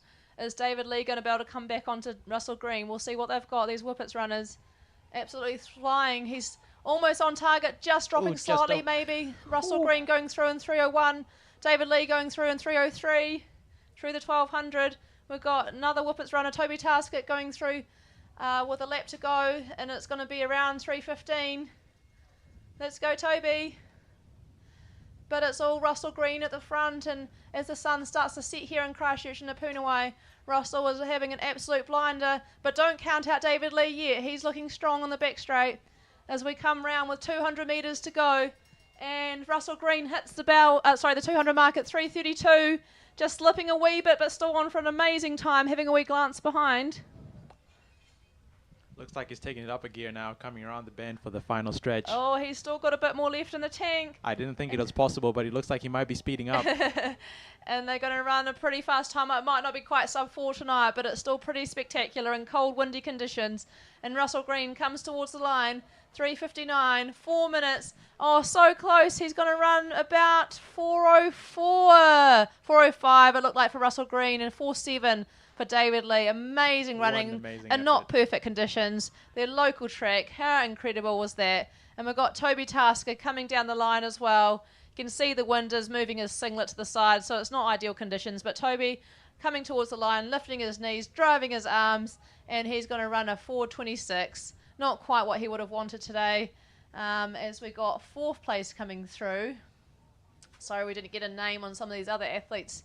We've got Christchurch Avon coming down the line now.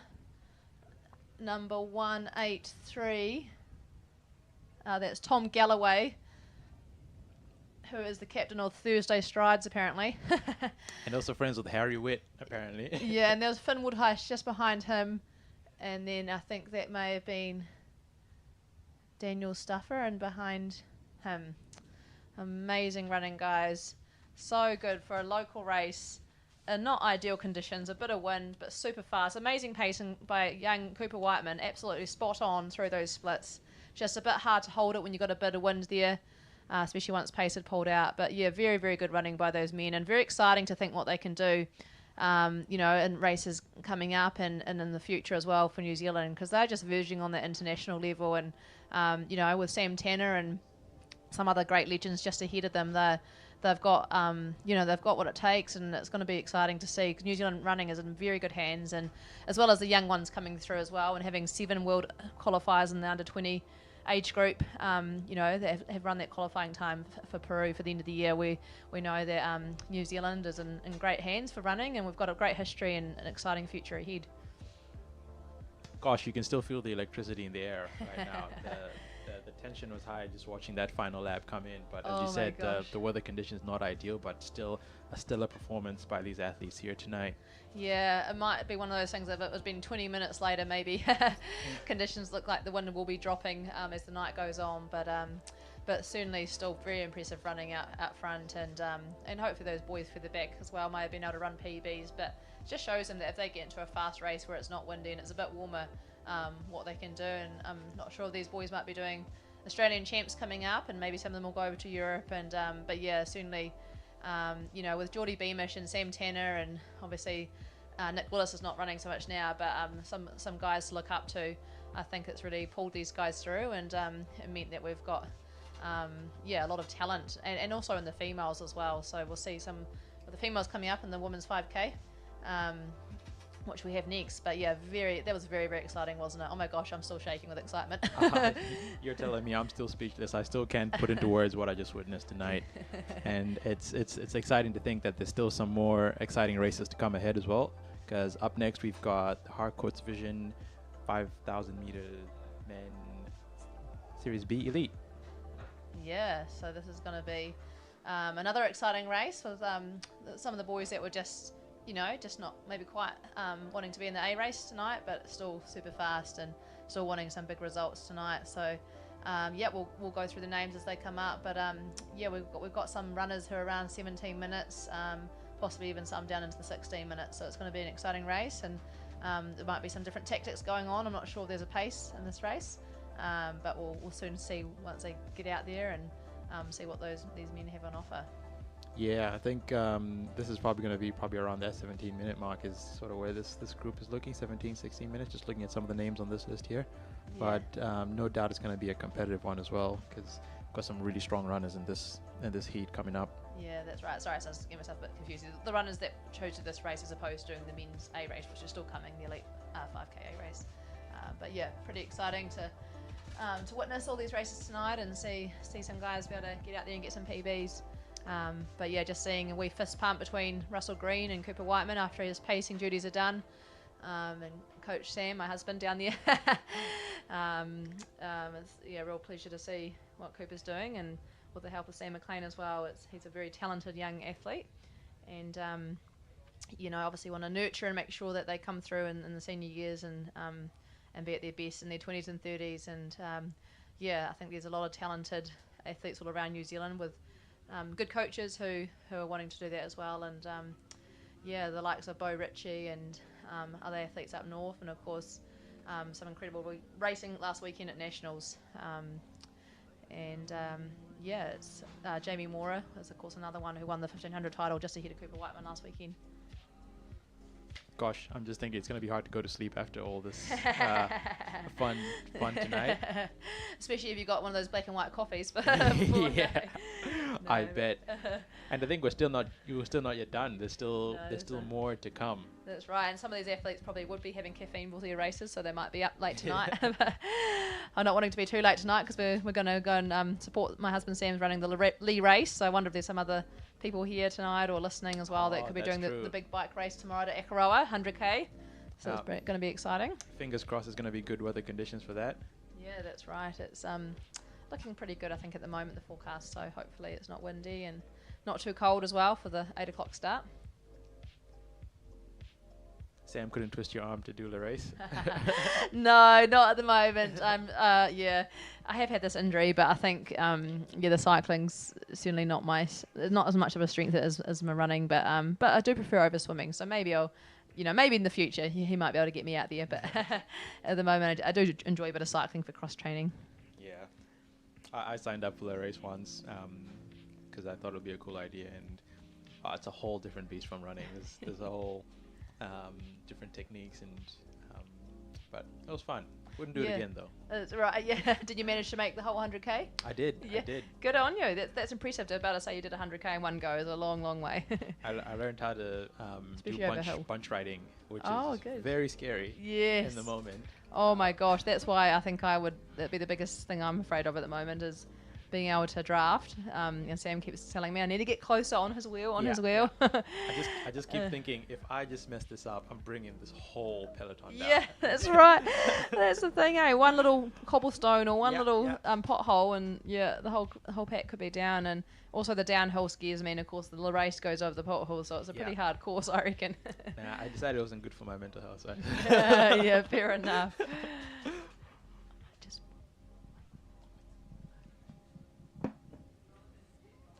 You can see some of the athletes are beginning to warm up, getting ready for the 5,000 meter men elite. This is the B series, so we've got another men's elite, the A series, coming up later on in the evening as well, as the sun begins to set just behind the trees here at Ngapunawai in Wigram. Very beautiful evening out here tonight.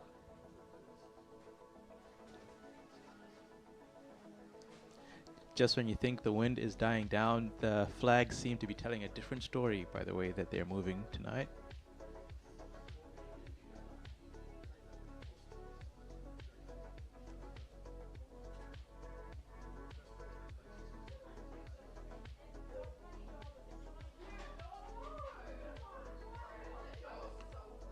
We've got a couple of athletes that are running tonight that will be training for the Christchurch Marathon and the various events, including the half marathon, the 10K, and also the kids fun run as well.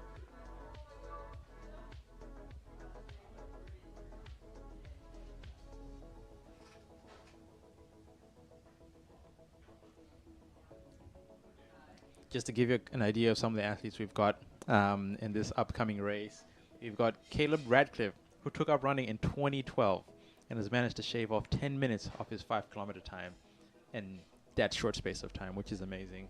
Just a testament to some of the amazing stories that we are bearing witness to tonight with all the people participating in all the events.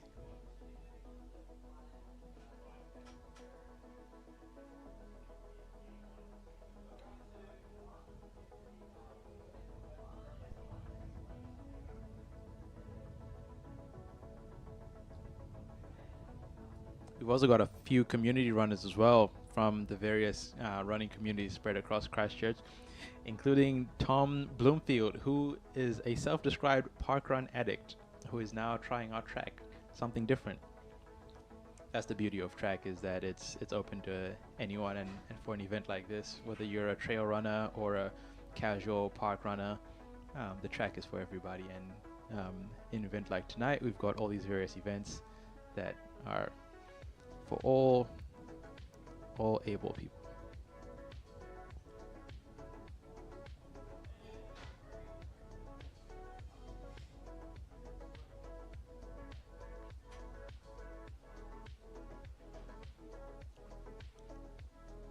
Just looking over the list of participants we've got coming up in this race here.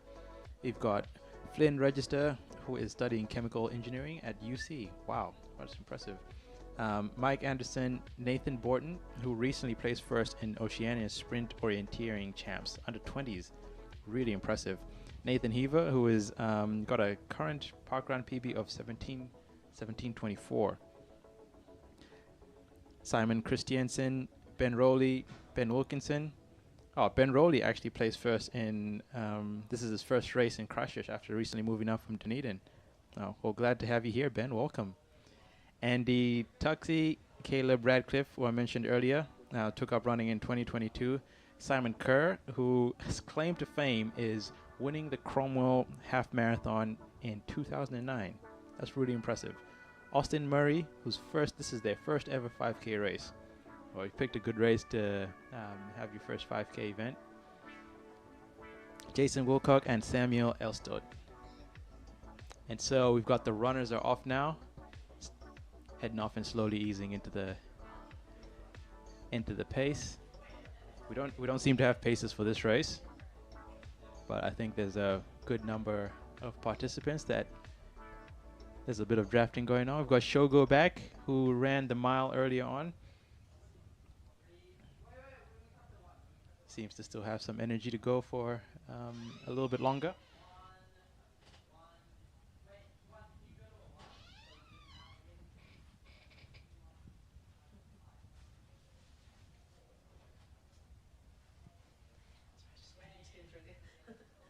I think our vision is going to be challenged for this one, how well we can see the numbers on the bibs, but we'll do the best we can.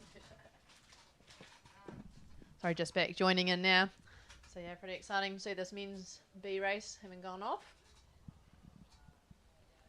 I was just saying, we've got a couple of people who will be training for the upcoming Christchurch Marathon and the various events, including Jason Wilcock, who is training for a 78-minute half marathon time in the Christchurch half. Yeah, what time, sorry, is he aiming for? Aiming for 78 minutes. There we go. Yeah, he's a very prominent part of the running community, Jason Wilcock, and joined in with the Greek Racing Stable Club maybe, was it a year, within the last year? So very, very strong athlete there. As you see these boys come around to 600 metres in. Shogo doesn't look like he just ran a really fast mile. Oh yeah, he's still got some gas in the tank? Yeah, I think Shogo has come off some injury, hasn't he? So I think he's doing well to be back out there after, a bit of a tough time with injury.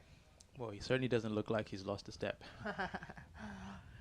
Yeah, Shogo's come over from Japan and obviously had a lot of experience running in Japan and now running here, I think under Sam McLean, and been doing very well. Just unfortunately had a bit of an injury recently, but looks like he's back. So exciting to see what he'll do this winter because I know he loves the long stuff.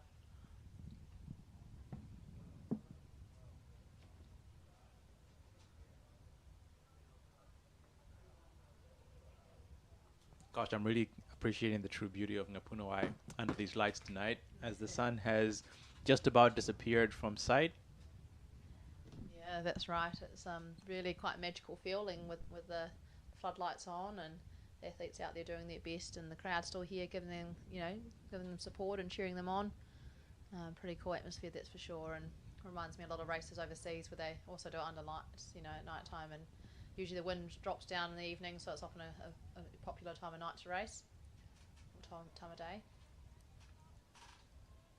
Looks like Shogo might be pacing or certainly looking at his watch to help out some of the other athletes out here. And yeah, these boys certainly probably going for PBs, and that wind's a bit up and down, a bit better than it was earlier, but still a bit gusty, so we'll see. I think this wind is a great reminder why I don't work for the Met Service, because I don't seem to get it right. I expected it to die down, and it has not quite gotten to where I expected it to be. No, and as Ngapunawai's probably unfortunately had a bit of banter about the wind, but we have had some really good conditions this summer as well, where it has been no wind, and that's been amazing. That's when the PBs often come. But yeah, unfortunately there is a bit of wind out there tonight, so does make the PBs a bit harder to get. But these athletes will still be giving it a good go and see what they've got.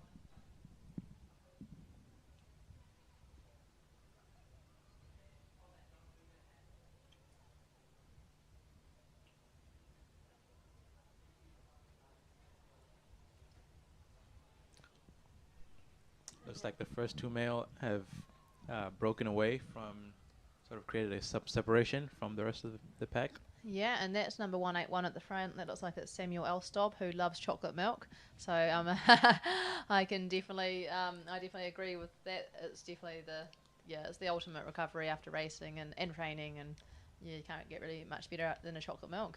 Clearly, I've been doing it wrong. I need to get on the chocolate milk. What do you normally have for recovery? That's a good point. I usually just have water. Oh wow, you need to be having boring. something with protein I need to get some chocolate milk. Protein and a bit of glucose in there. That's how I get faster, chocolate milk. Well, I've been doing that for years, and it definitely seems to help, I reckon, recover and get all those essentials into you straight away. Especially, I can imagine being in liquid form as well. Just easy for the stomach to take in. Yeah. No, that's for sure. I mean, yeah, sometimes you might have to wait a wee while if you're feeling a bit vomity after the race, but normally it goes down a treat. Who's there coming in second place? There? Yeah, so we've got Sam Elstob in first. I was just trying to catch who that is in second.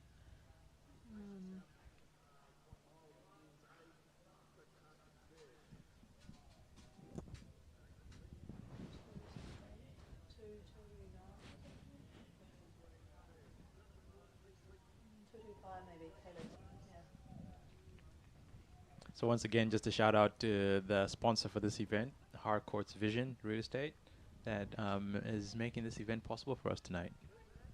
I think that looks like it's Caleb Radcliffe in second place. He started running in 2022 and has taken 10 minutes off his 5K time already. So that's pretty incredible. And he's got a younger brother who's doing very well as well. So yeah, great work, Caleb, and looking really strong out there tonight in second place. It must run in the family, clearly. Yeah, pretty cool to see. I haven't actually heard his history, so that's pretty cool to know that he's only been in the game a wee while and improving so much already. So I have to ask him more about that, and maybe that's how the rest of his family got into it. Yeah, I guess that's the beauty of something like running, right? Like you mentioned earlier, the barriers of entry are quite low, and you don't know unless you try. That's right, exactly. I would certainly recommend everyone gives it a go, and it doesn't matter if you take an hour to run 5K, but if you're getting out there and doing it, you should be proud of yourself, and it's so good for you, so good for your body and so good for your organs, and for just everything for your health. You know, it's as well as the mental side and social side of things as well. Couldn't agree more. And these guys are going around with 7 laps to go, so still a long way, but absolutely smashing it. 5 laps down, and really take my hat off to them because it's a long way to be pushing through the grind. Yeah, you'd want to make sure you have a good warm up before you get started. Yeah, that's for sure. Yeah, so normally most athletes will probably do roughly 2K warm up, maybe 30 minutes before their race, 45 minutes before, maybe a little bit longer for some that maybe take it a bit more seriously, and they might do some drills, some technique drills, and finish off with some strides.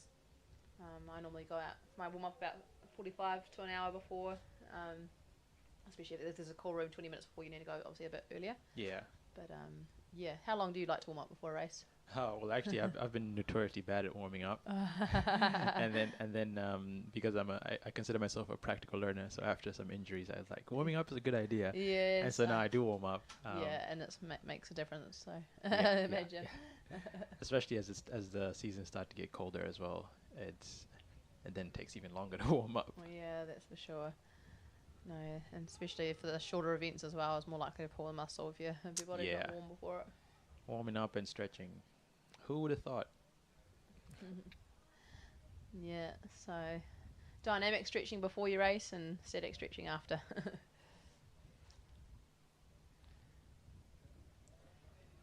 But yeah, pretty cool to see some really good numbers out here tonight for the second DGRS meet, and hopefully it's going to grow every year, and an awesome meet for athletes from all around the country to come to and to get out there and to be part of the action and part of the opportunities to have paces and to be able to run really fast.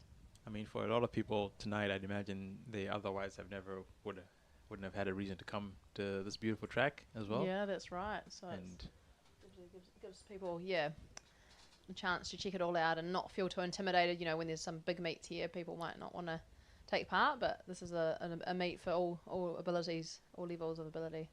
And just a great opportunity to enjoy some of the amazing things that the city has on offer at the moment, because I feel like since the earthquakes, there's a lot of new stuff that's happening around, but it can be hard to know about these things or even have the foresight to go and check them out, I guess. Yeah, that's right. As we got Samuel Elstop going through with 5 laps to go, still looking super strong, going through and well under 9:50 there. So I think it was about 9:45. We've got Caleb Radcliffe, out there as well, giving it a good hit out and maybe breaking off, not able to quite keep with Samuel, but still running super strong.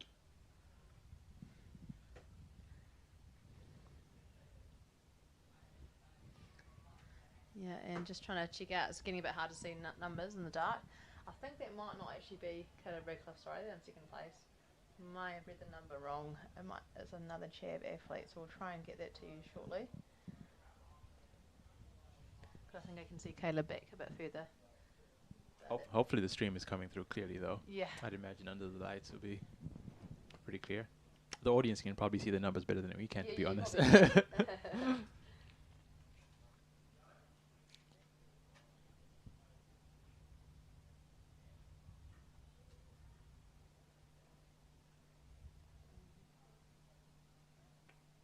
I'm sure the audience can't see, but the crowd is still here.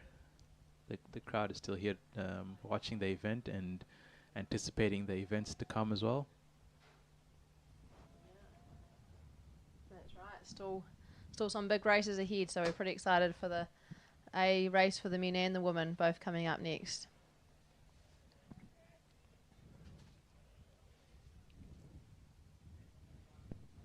I see the women's elite 5,000 meters is sponsored by Bohemian Bakery, which makes sense to the couple of employees we had from Bohemian Bakery early on. Oh yes, for sure. And that nice boss who says that he'll buy them a holiday or buy them a car.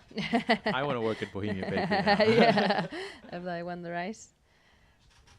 But yeah, so it just shows the crowd there, and Aisha and Sam and lots of athletes there still staying around to watch the other athletes, which is so cool to see.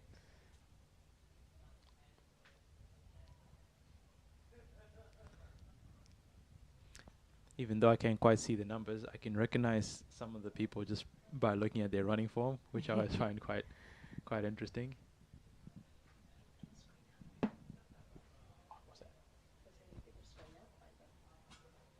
Oh, yeah, yeah.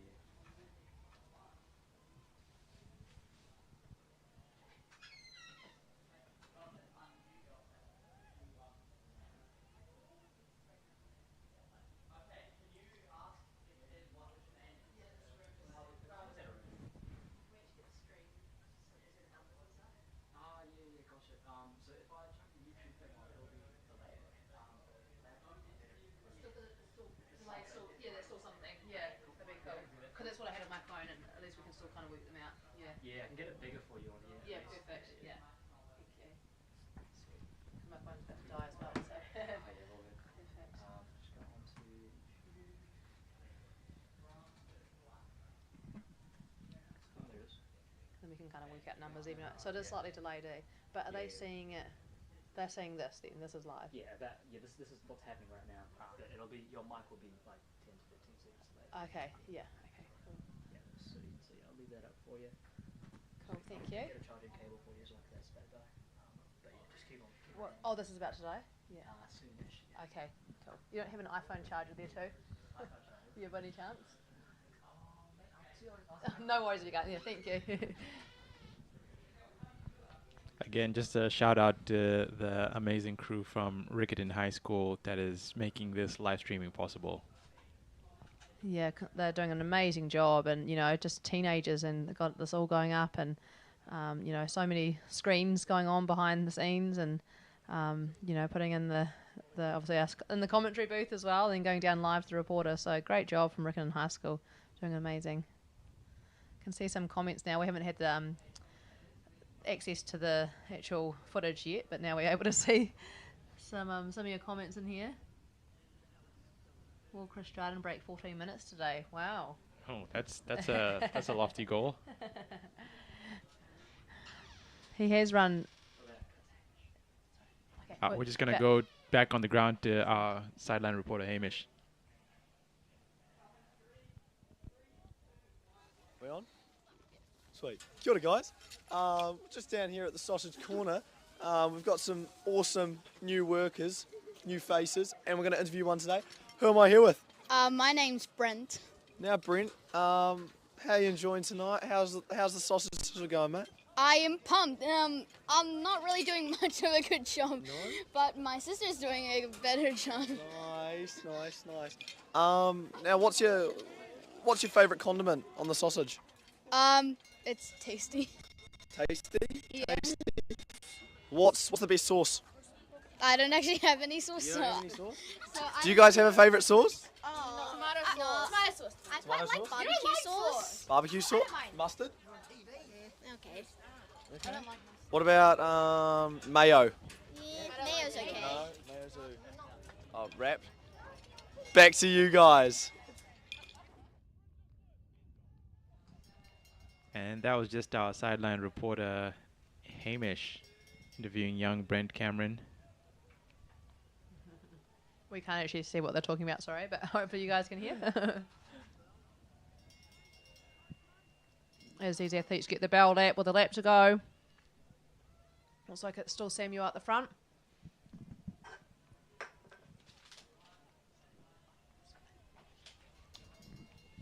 Yeah, and 200 metres to run. We're going anaerobic now after using up his aerobic energy system. So Jason Wilcock and some of the other athletes going through as well.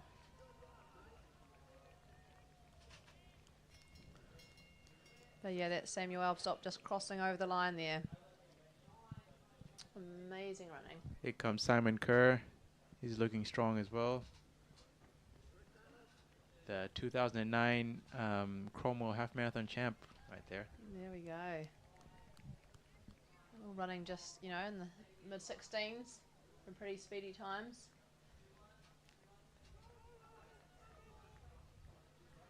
Oh, look at this finish right here. That was very speedy. Shogo coming in third. Good work, Shogo.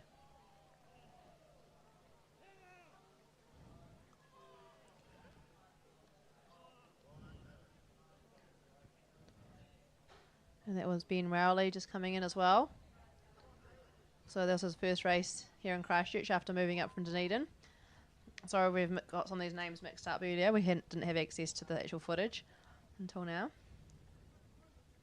So it's just what we could see in the dark from the commentary booth. Shogo doing a second race of the night.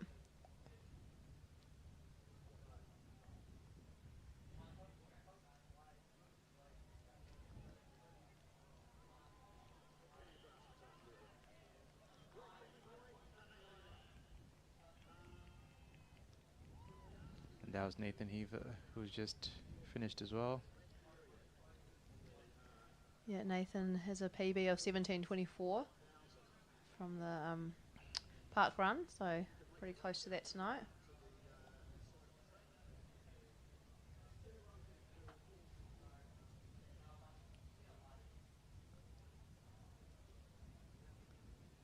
And not sure we got a number on that one, but another DGRS athlete, looking very strong.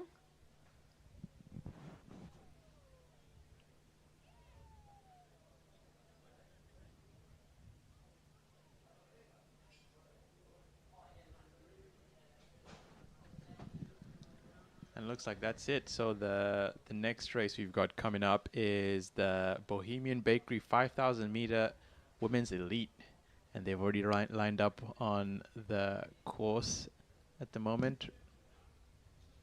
Yeah, so this women's elite race is going to be a very exciting race. I'm really excited to see what happens in this. We've got some pretty exciting athletes who have been, you know, representing New Zealand even on the international stage, with Tilly Hollier, and representing our province at national champs as well last weekend, representing Canterbury. So some very fast girls, and looks like at the moment that's Eva Pringle in first place and Tilly Hollier in second place, with Kerry Atkin in third place. So three very speedy girls out there.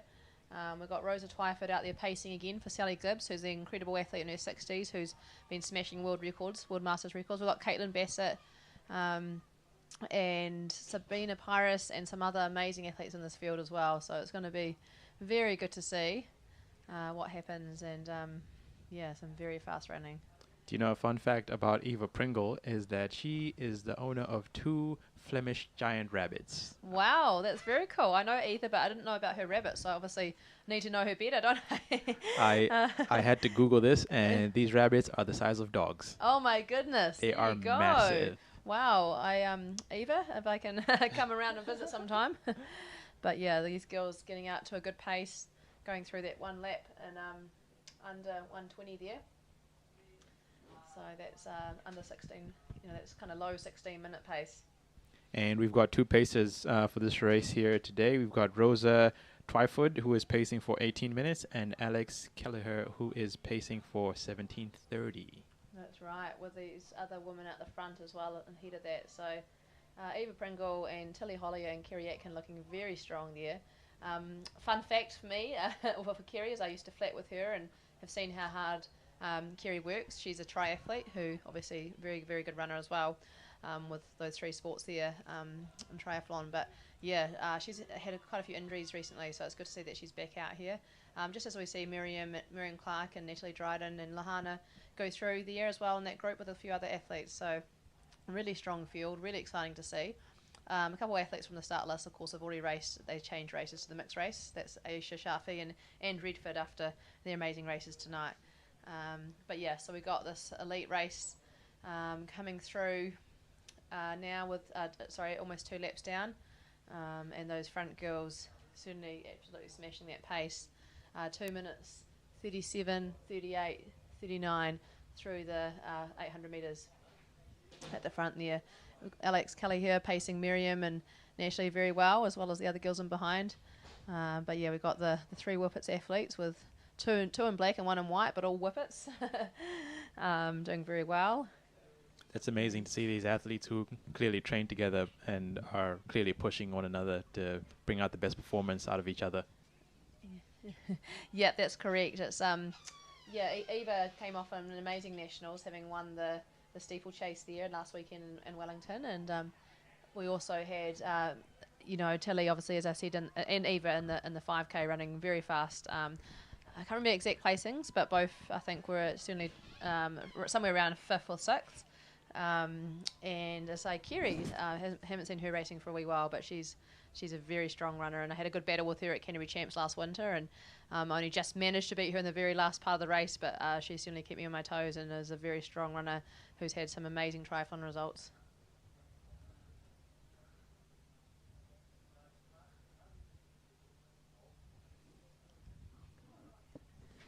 Yeah, so it's going to be interesting what happens with these 3 girls at the front here. At the moment, obviously, Eva's doing all the work. I'm not sure if she's actually officially pacemaker or if she's just, you know, wanting a fast race herself, and the other girls have got it lucky. Maybe they'll take a turn later on as well. But at the moment, it's really Eva Pringle, coached by Craig Kirkwood, up in Tauranga, so coaches her remotely. And then Tilly Hollier, her amazing coaches are based in Timaru, and she's just moved up to Christchurch recently. And then, yeah, we've got Kerry Atkin, who I'm not sure who her coach is currently, but yeah, she's certainly a very, very strong athlete. And I've seen, say, having flatted together years ago, just such a hard-working person in all areas of life. Just, yeah, in her work and in her running and triathlon as well. And the 3 whippets are coming in just under 4:50 as they cross the line for another lap. Yeah, that's right. And seeing that next bunch behind them with Alex Kellyher, Lahana just in there with Miriam, Natalie and Caitlin Bassett all running well together. And then we've got Sabina Pyrus, Rosa Tyford pacing Sally Gibbs, the incredible athlete who's just over 60 years old and just an absolute world-class masters athlete. So, yeah, although obviously it's really exciting to these athletes at the front, we can't forget how incredible Sally Gibbs is and, you know, one of the absolute best in the world for her age. And it's interesting seeing their different style there. Like you can see, like I was saying before, some of the girls have got quite high cadence, and some of the others have, you know, not such a high cadence, but a longer stride. And can kind of see that with Eva Pringle's got quite a fast cadence, but Tilly more of a longer stride. But obviously both incredibly fast, and it works for them. As you can see them coming around again and coming around with 8 laps to go. So they're feeling a bit of hurt by now, considering it's a 12.5 lap race. You can really get a sense of the chemistry behind these whippets here, as there's a sense of camaraderie and how they all know each other and how they operate. Yeah, that's for sure. I'm not sure they would have maybe chatted before the race about tactics or what would have been going on, but at the moment it's all very close between those 3. And then the second pack here back to Alex. Alex is great pacing, and Miriam Clark maybe breaking away a little bit off Lahana. Hopefully Lahana can stick in there and try and keep that pace going. But Rosa certainly doing amazing pacing back in this next group with Sally Gibbs, and they look like they're hitting those paces that she needs to try and break 18 minutes, which is pretty exciting.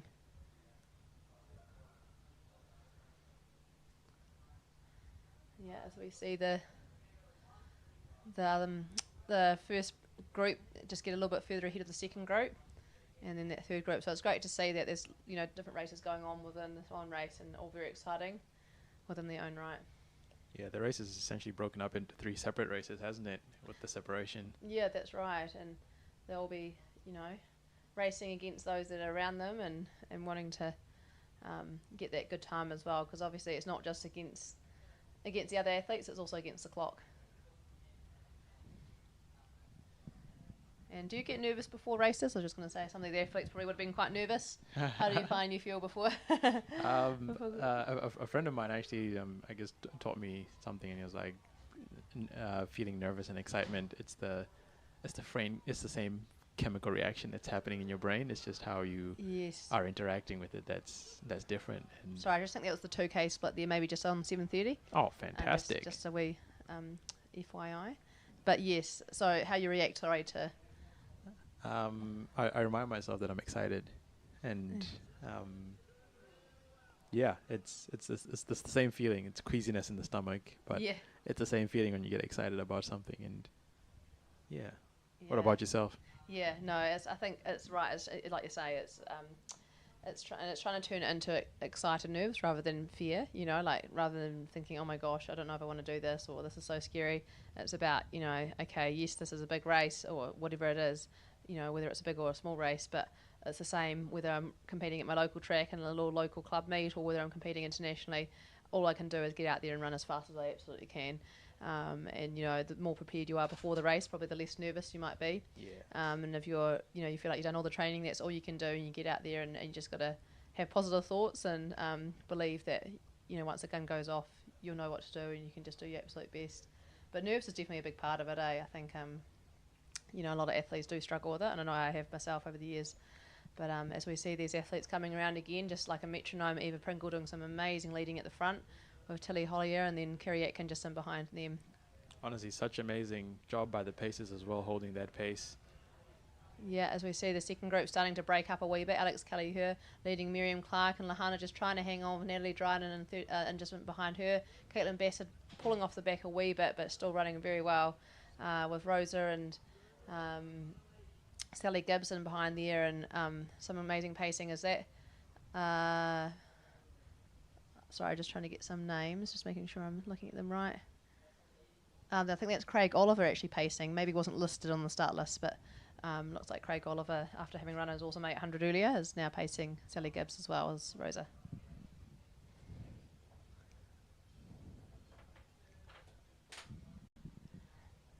So Craig Oliver's got pretty close to breaking 2 minutes, but not quite there yet, but I'm sure he can do it.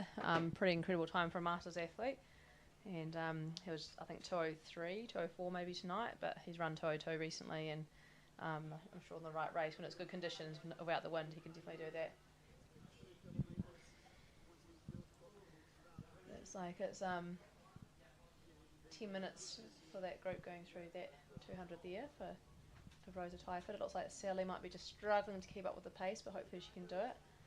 And here we see Eva Pringle coming around with 5 laps to go. They don't seem to have broken cadence at all. No, it's so that amazing. was 10:20 through there, so they'll be coming up to the 3K split shortly. Sorry, they've gone past the 3K split, haven't they, before that last split? Sorry, they have gone. I missed their 3K split, but they went through 200 metres before that. So they would have been well under 10 minutes through that split there.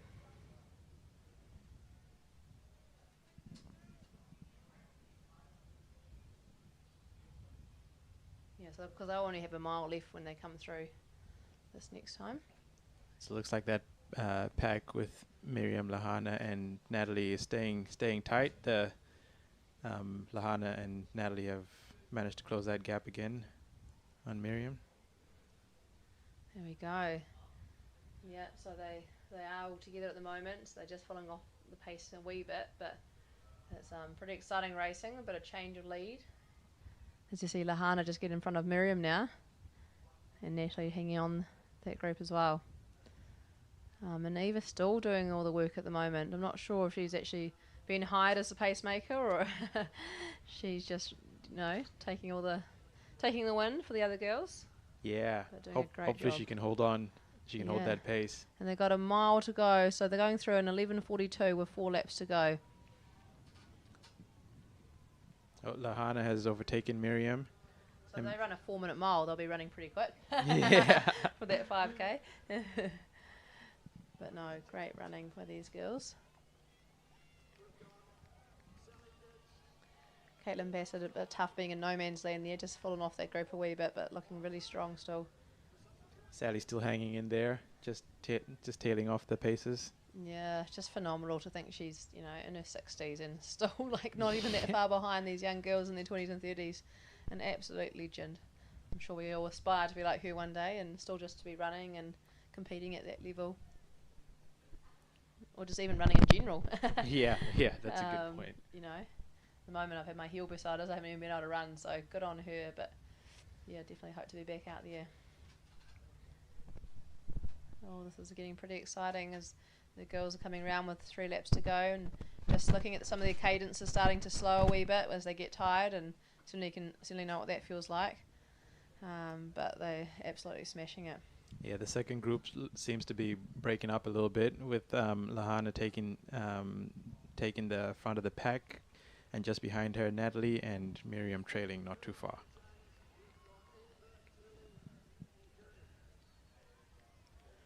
Yeah, you can see Eva's got a pretty nice technique there, just, driving her arms and lifting her knees. And yeah, so these, as you just said, Lahana looking very strong, and Natalie as well.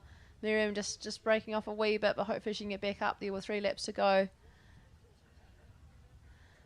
The second group haven't really fallen that far behind the third group, so they're doing an amazing job. Yeah. If anything, they possibly could be catching a wee bit.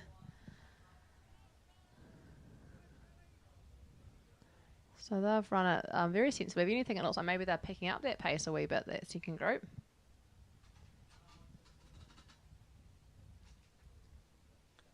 Yeah, it feels like the front group has slowed down just a hair. I wonder if they're chasing them. Yeah, that's right. It's I would say it does look like it's closing a wee bit. I mean, the front girls are still wee way ahead, but they certainly aren't dropping off the second pack, and it looks like that might be Natalie sticking right on Alex at the moment, or is that Lahana? Maybe it's Lahana. I think it's Lahana. Lahana.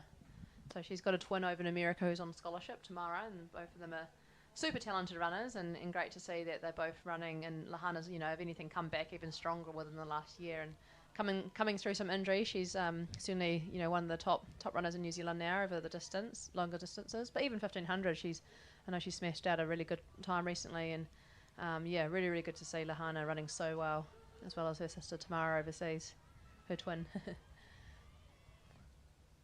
Yeah, looks like the second group is starting to split up a little bit. Yeah, it looks like Miriam might be getting caught a wee bit by, is that Caitlin Bassett and even Sally Gibbs. Sally Gibbs looking so strong with 2 laps to go. Looks like she's on 15 minutes there. Absolutely phenomenal. With 2 laps to go.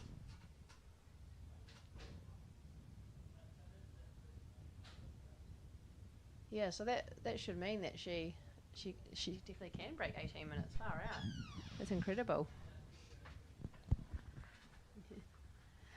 But yeah, these runners they'll be gritting their teeth and giving it all they can.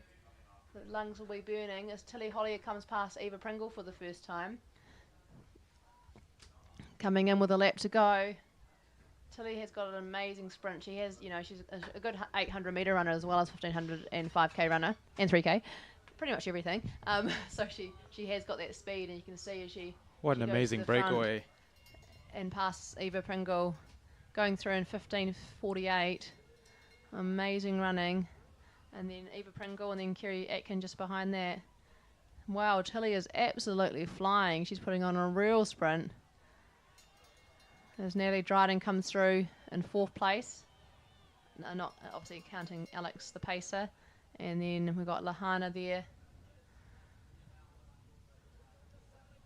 Oh, and gosh, what an amazing effort. Sally Gibbs is on for an incredible time. I didn't quite realise what pace she was running, but she's going through in 16:25 with a lap to go. She is on world record pace for the Masters race. Now, she didn't want too much talk about this before the race because, I think she wanted to keep it quiet and everything. But I think the record is 17:59, or maybe it's 18 flat. Oh, but wow. it looks like she is on target. She's well within reach. Oh my goodness, this is absolutely exceptional. As we see Tilly Hollier coming down the line, and the crowd are up on the track cheering her on after an amazing run. Is she going to break 17 minutes?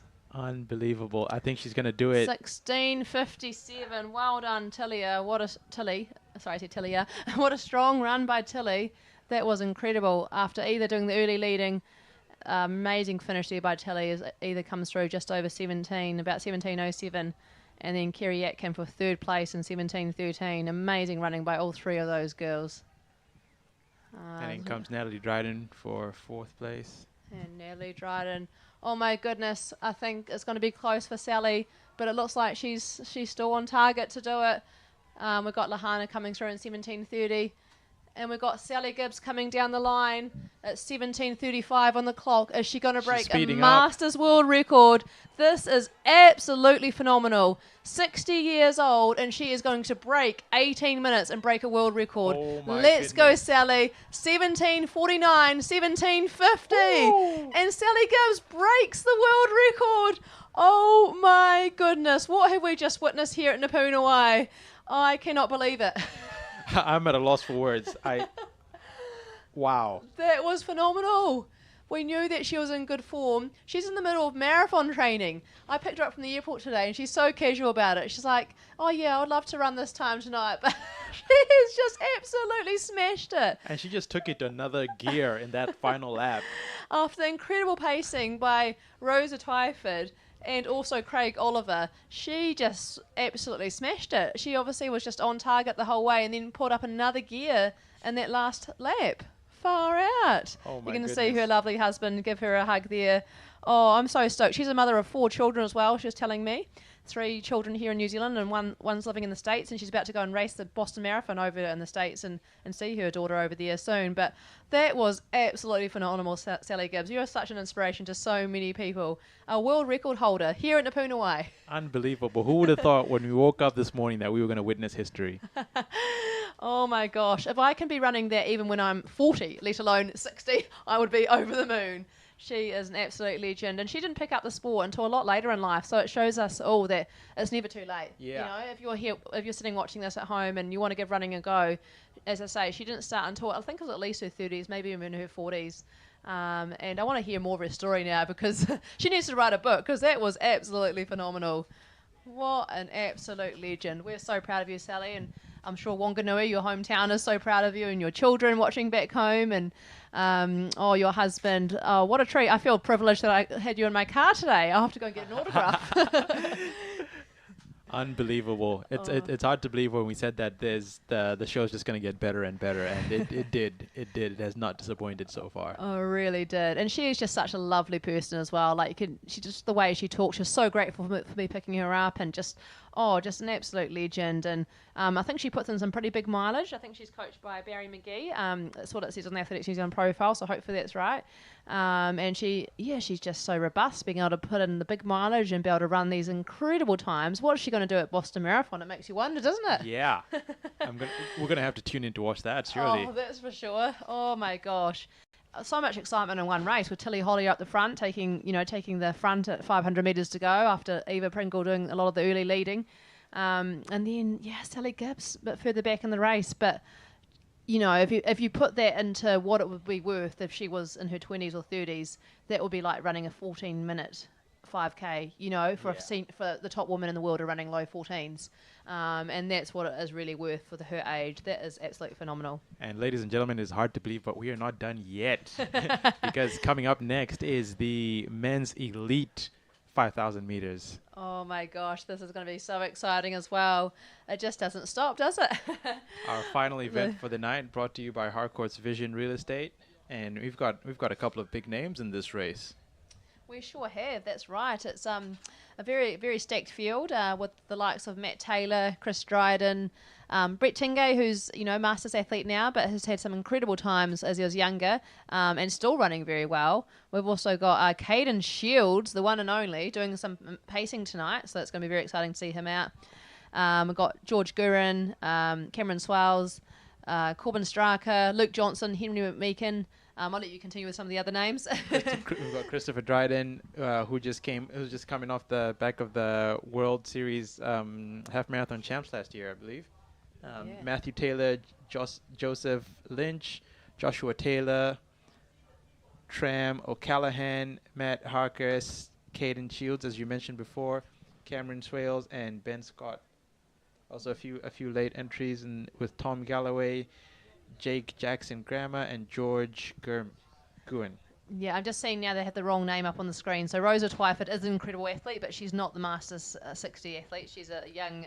she was the pacer. She's a young 20-something-year-old, 21-year-old, 22-year-old, who did the pacing. So it was Sally Gibbs who just broke that world record. Absolutely phenomenal. And it looks like we've got in this race, we've got... Russell Green and David Lee doing the early pacing. Matt Taylor, it looks like, going out there through that 400.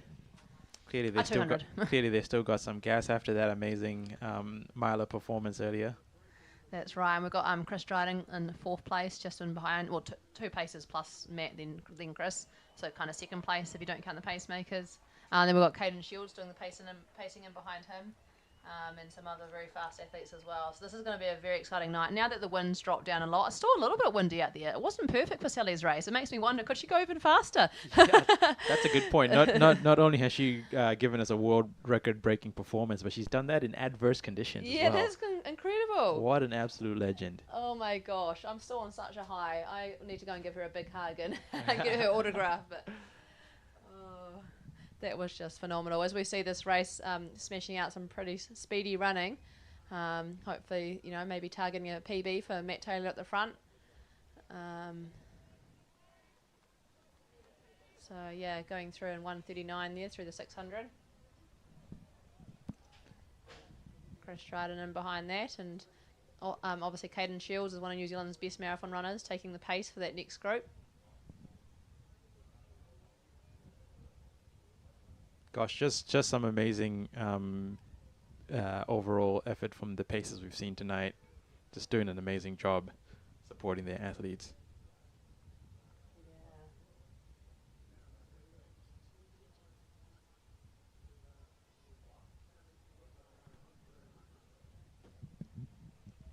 Yeah, so those boys, you say, after pacing that mile, have come back to help out their mate, and that's what it's so great to see in this 4-day. Like, you're not just running for yourself, but you're running for all those that support you and for all your family and friends, and then also wanting to help out your friends and your competitors as well. And pacemaking is part of what you want to do as an athlete to help others reach their dreams as well.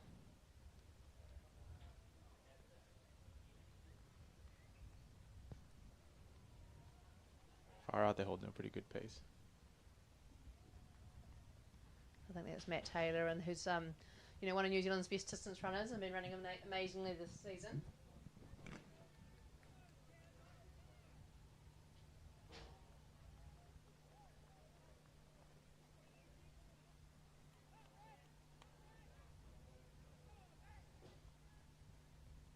Just getting up some more stats here.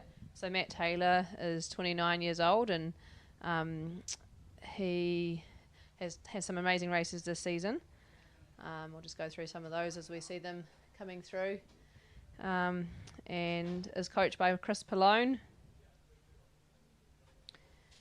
He's got a PB of 14:02, so maybe he's targeting to break 14 in this race. Maybe that's what he's got the pacer set up to do, which will be pretty exciting. He's also got a PB of 31:06. And a 3:43 1500, so he's still got quite a lot of speed as well, and an 8:01 3K. So yeah, he's certainly been flying, that's for sure.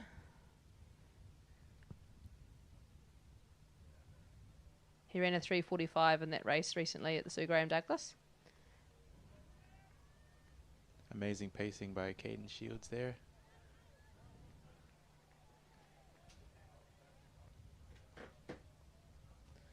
Yeah, Caden Shields just makes it look so easy, doesn't he? And he's, such an important part in the community. He's a great physio, and I know, he's a father as well, and works really hard as a physio and helping other athletes out, but then also manages to fit all his training in as well. So certainly a busy man, but a very successful one too.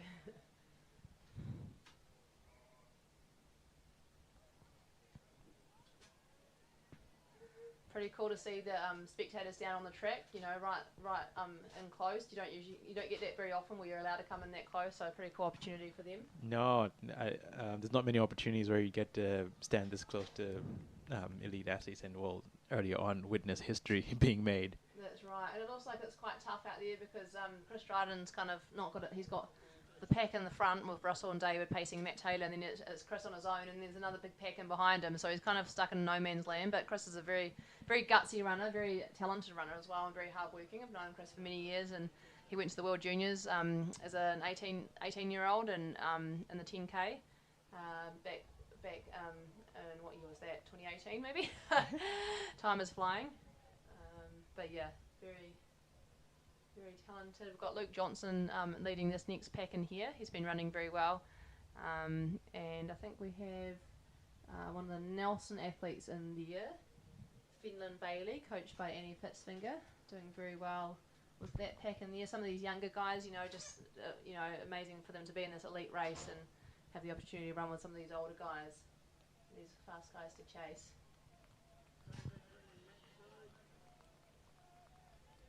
Yeah, so here's Matt Taylor. So it looks like Russell's dropped out, but it's David Lee doing the pacing now.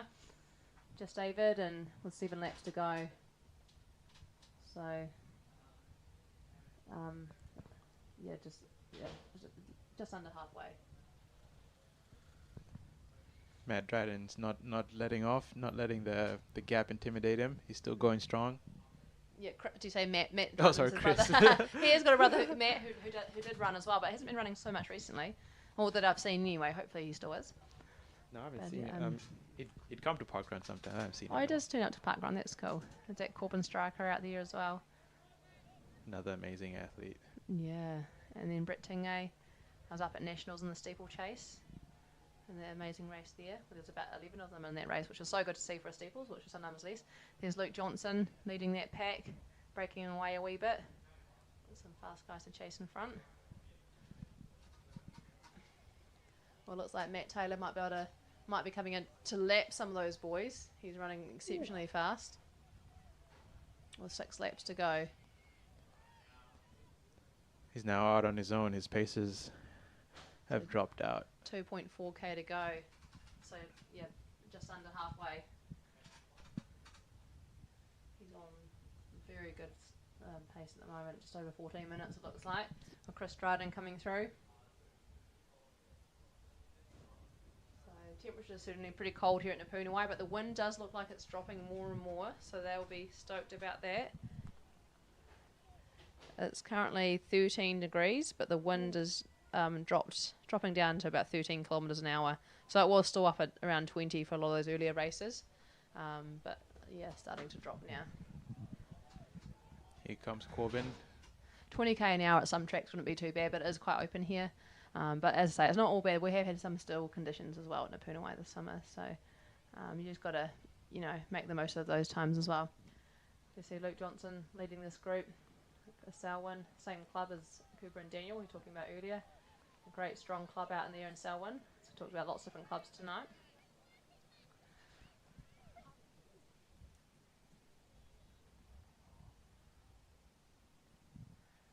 Yeah, and we've certainly got a few packs out here and a few solo runners as well, as some athletes start to push the pace and some possibly start to fade a wee bit, each giving it the absolute best shot. And there's Chris coming through with 8:43 with 5 laps to go. 2k to go. So 3k down. So that was a pretty good 3k split for Chris. And then Caden Shields and his armbands, arm warmers, with Henry McMeeking just in behind him from UC Club. Henry is a triathlete and a very good triathlete at that, sitting in behind that pack with some of those other boys just trying to hang on as well.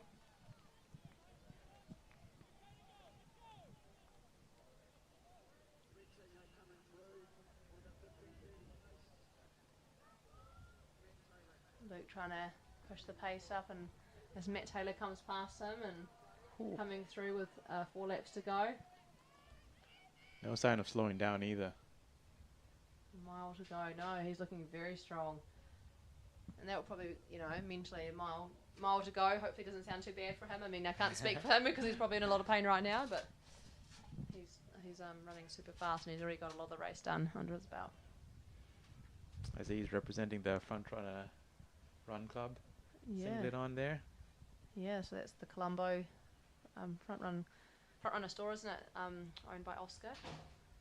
Oscar, who is a real essential part of the running community here in Christchurch. So you see Caden Shields done, his pacing's done as the boys go through with a mile to go. And we're now just coming in at 10 minutes 20. Less than a mile to go for our front runner, who is already coming around again. He is running ridiculously fast. How much, what else can he do in these last 3 laps? Has he got a kick in him? He's looking very strong. 10:40 with 3 laps to go.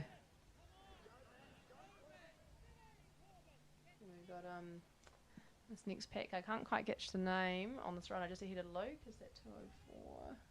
205. Oh no, sorry, Luke's 205. And there's another runner just ahead of him. We can't quite catch the name, sorry, on some of these guys in the dark.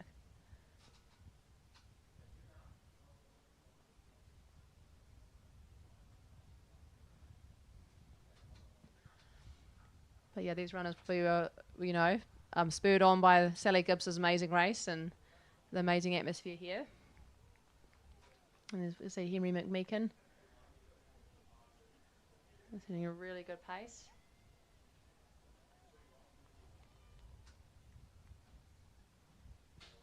And that's Cameron Swales just in behind, coming through with 3 laps to go as well, looking very strong. Very talented athlete.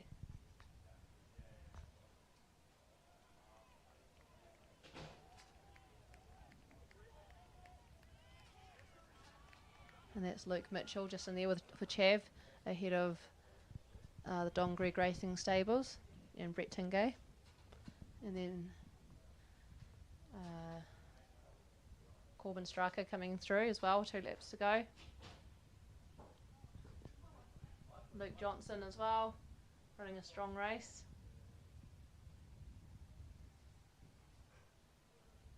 Chris Dryden still looking strong. He sure is, going through 2 laps to go, just over 2:15. Oh, sorry, 12:15.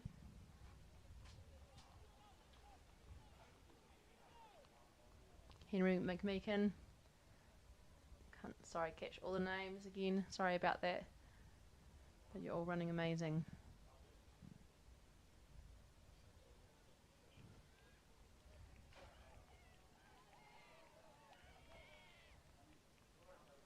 Cameron Swales. Here we've got Matt Taylor coming in with 1 lap to go. Absolutely smashing it. Coming 1 lap to go with through in 13:01 with a lap to go. Ooh. What's he got on this last lap? If he can break 60, he'll be able to break 14 minutes. Easier said than done, but he's still looking very strong.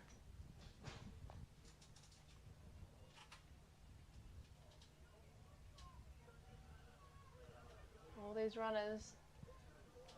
Hope Here lots comes of them going for PBs. Here comes Chris with his final lap to go. 13:28.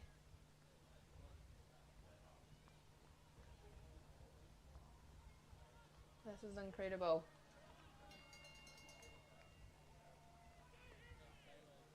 Henry McMeekin running a phenomenal race coming through with a lap to go. Yeah, amazing form. Fenelon Bailey going through with a lap to go. Oh no, he might have 2 laps, right? That's getting a bit confusing with some of these athletes. Oh, here comes That our may have front been runner. passed.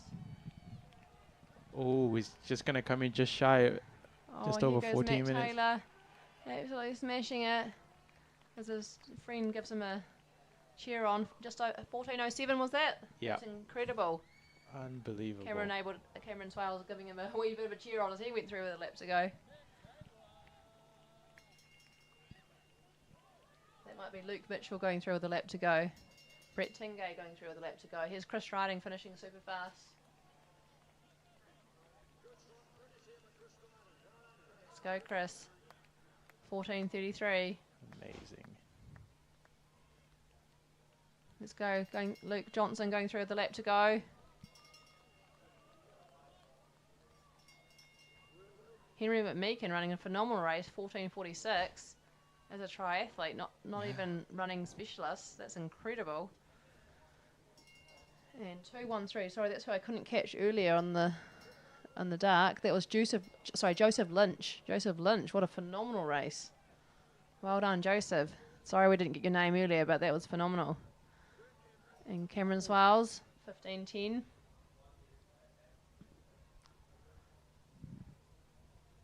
Yeah, Joseph seemed to run it, I think, relatively even. Seemed to be in similar position most of the way around and then just finished super strong as well. That looked like Luke Mitchell just coming through. Well done, Luke. Sub 15:30. This is Brent here. Yeah, Brett Tingay coming in, 15:38. I remember when he used to help pace me back in the day when I was a young teenager, and he was way faster than me, which just helped me out. Such a legend. We've got Luke Johnson coming in now. Coming in for 15:52. Well done, Luke. And who was this coming through? Try and get a number. Oh, look at this Sometimes sprint hard finish to here. see. Oh my gosh, that, did he get him or not? What a close finish that was, far out. That was exciting. Maybe could have gone a bit earlier.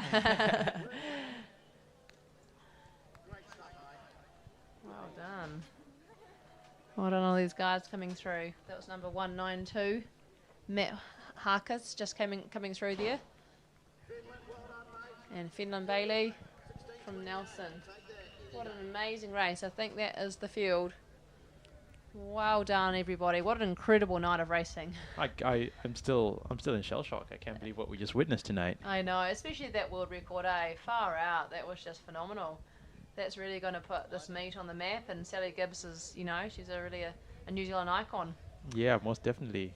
And a massive thank you once again to all the volunteers and all the participants for making this special evening happen. That's right. That race was sponsored by the Harcourt's Vision Real Estate. And, of course, the Don Gregg Racing Stables. We just thank you so much for putting on such a great meet and, just making such a difference in our community and for the, community runners, the fun runners right through to the elite runners. It's just been such a great meet. And also thank you to all our sponsors that made the events possible, and also the amazing Riccarton High School team that made this broadcast happen they as well. did a phenomenal job. We're sorry we did miss the first few races. There was a few technical difficulties getting it going, but once they got it up and running, they did such a great job. I actually feel like it looked just as professional as, any other live streaming I've seen. They did a phenomenal job, and they're only teenagers. Unbelievable. Huge future ahead for those guys in television. Again, just amazing Christchurch folk all around. It's all homegrown talent here. Yeah, if you wanna, if you're watching this from somewhere else and want to check Christchurch out, we definitely recommend it. Great running community here. We've got Hagley Park Run, getting about 800 people down at every race every weekend now. As well as the Pegasus Park Run and what's the other one, Foster Park? Foster Park. Yeah, have you done those ones as well? Yeah.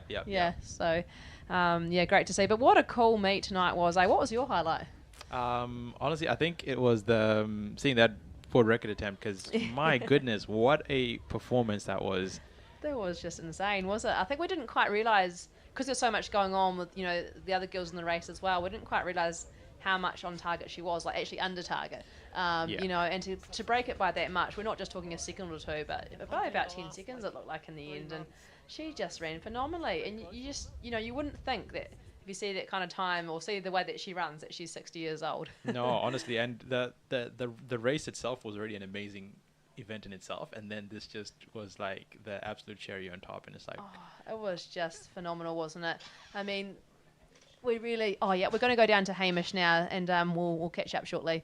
But yeah, we'll go down to Hamish. Thank you.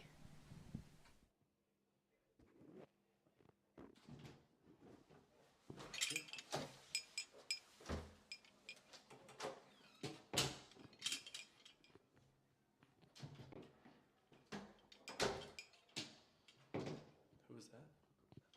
Hey guys, welcome back. We're going to go have a wee chat with the commentators. Follow me.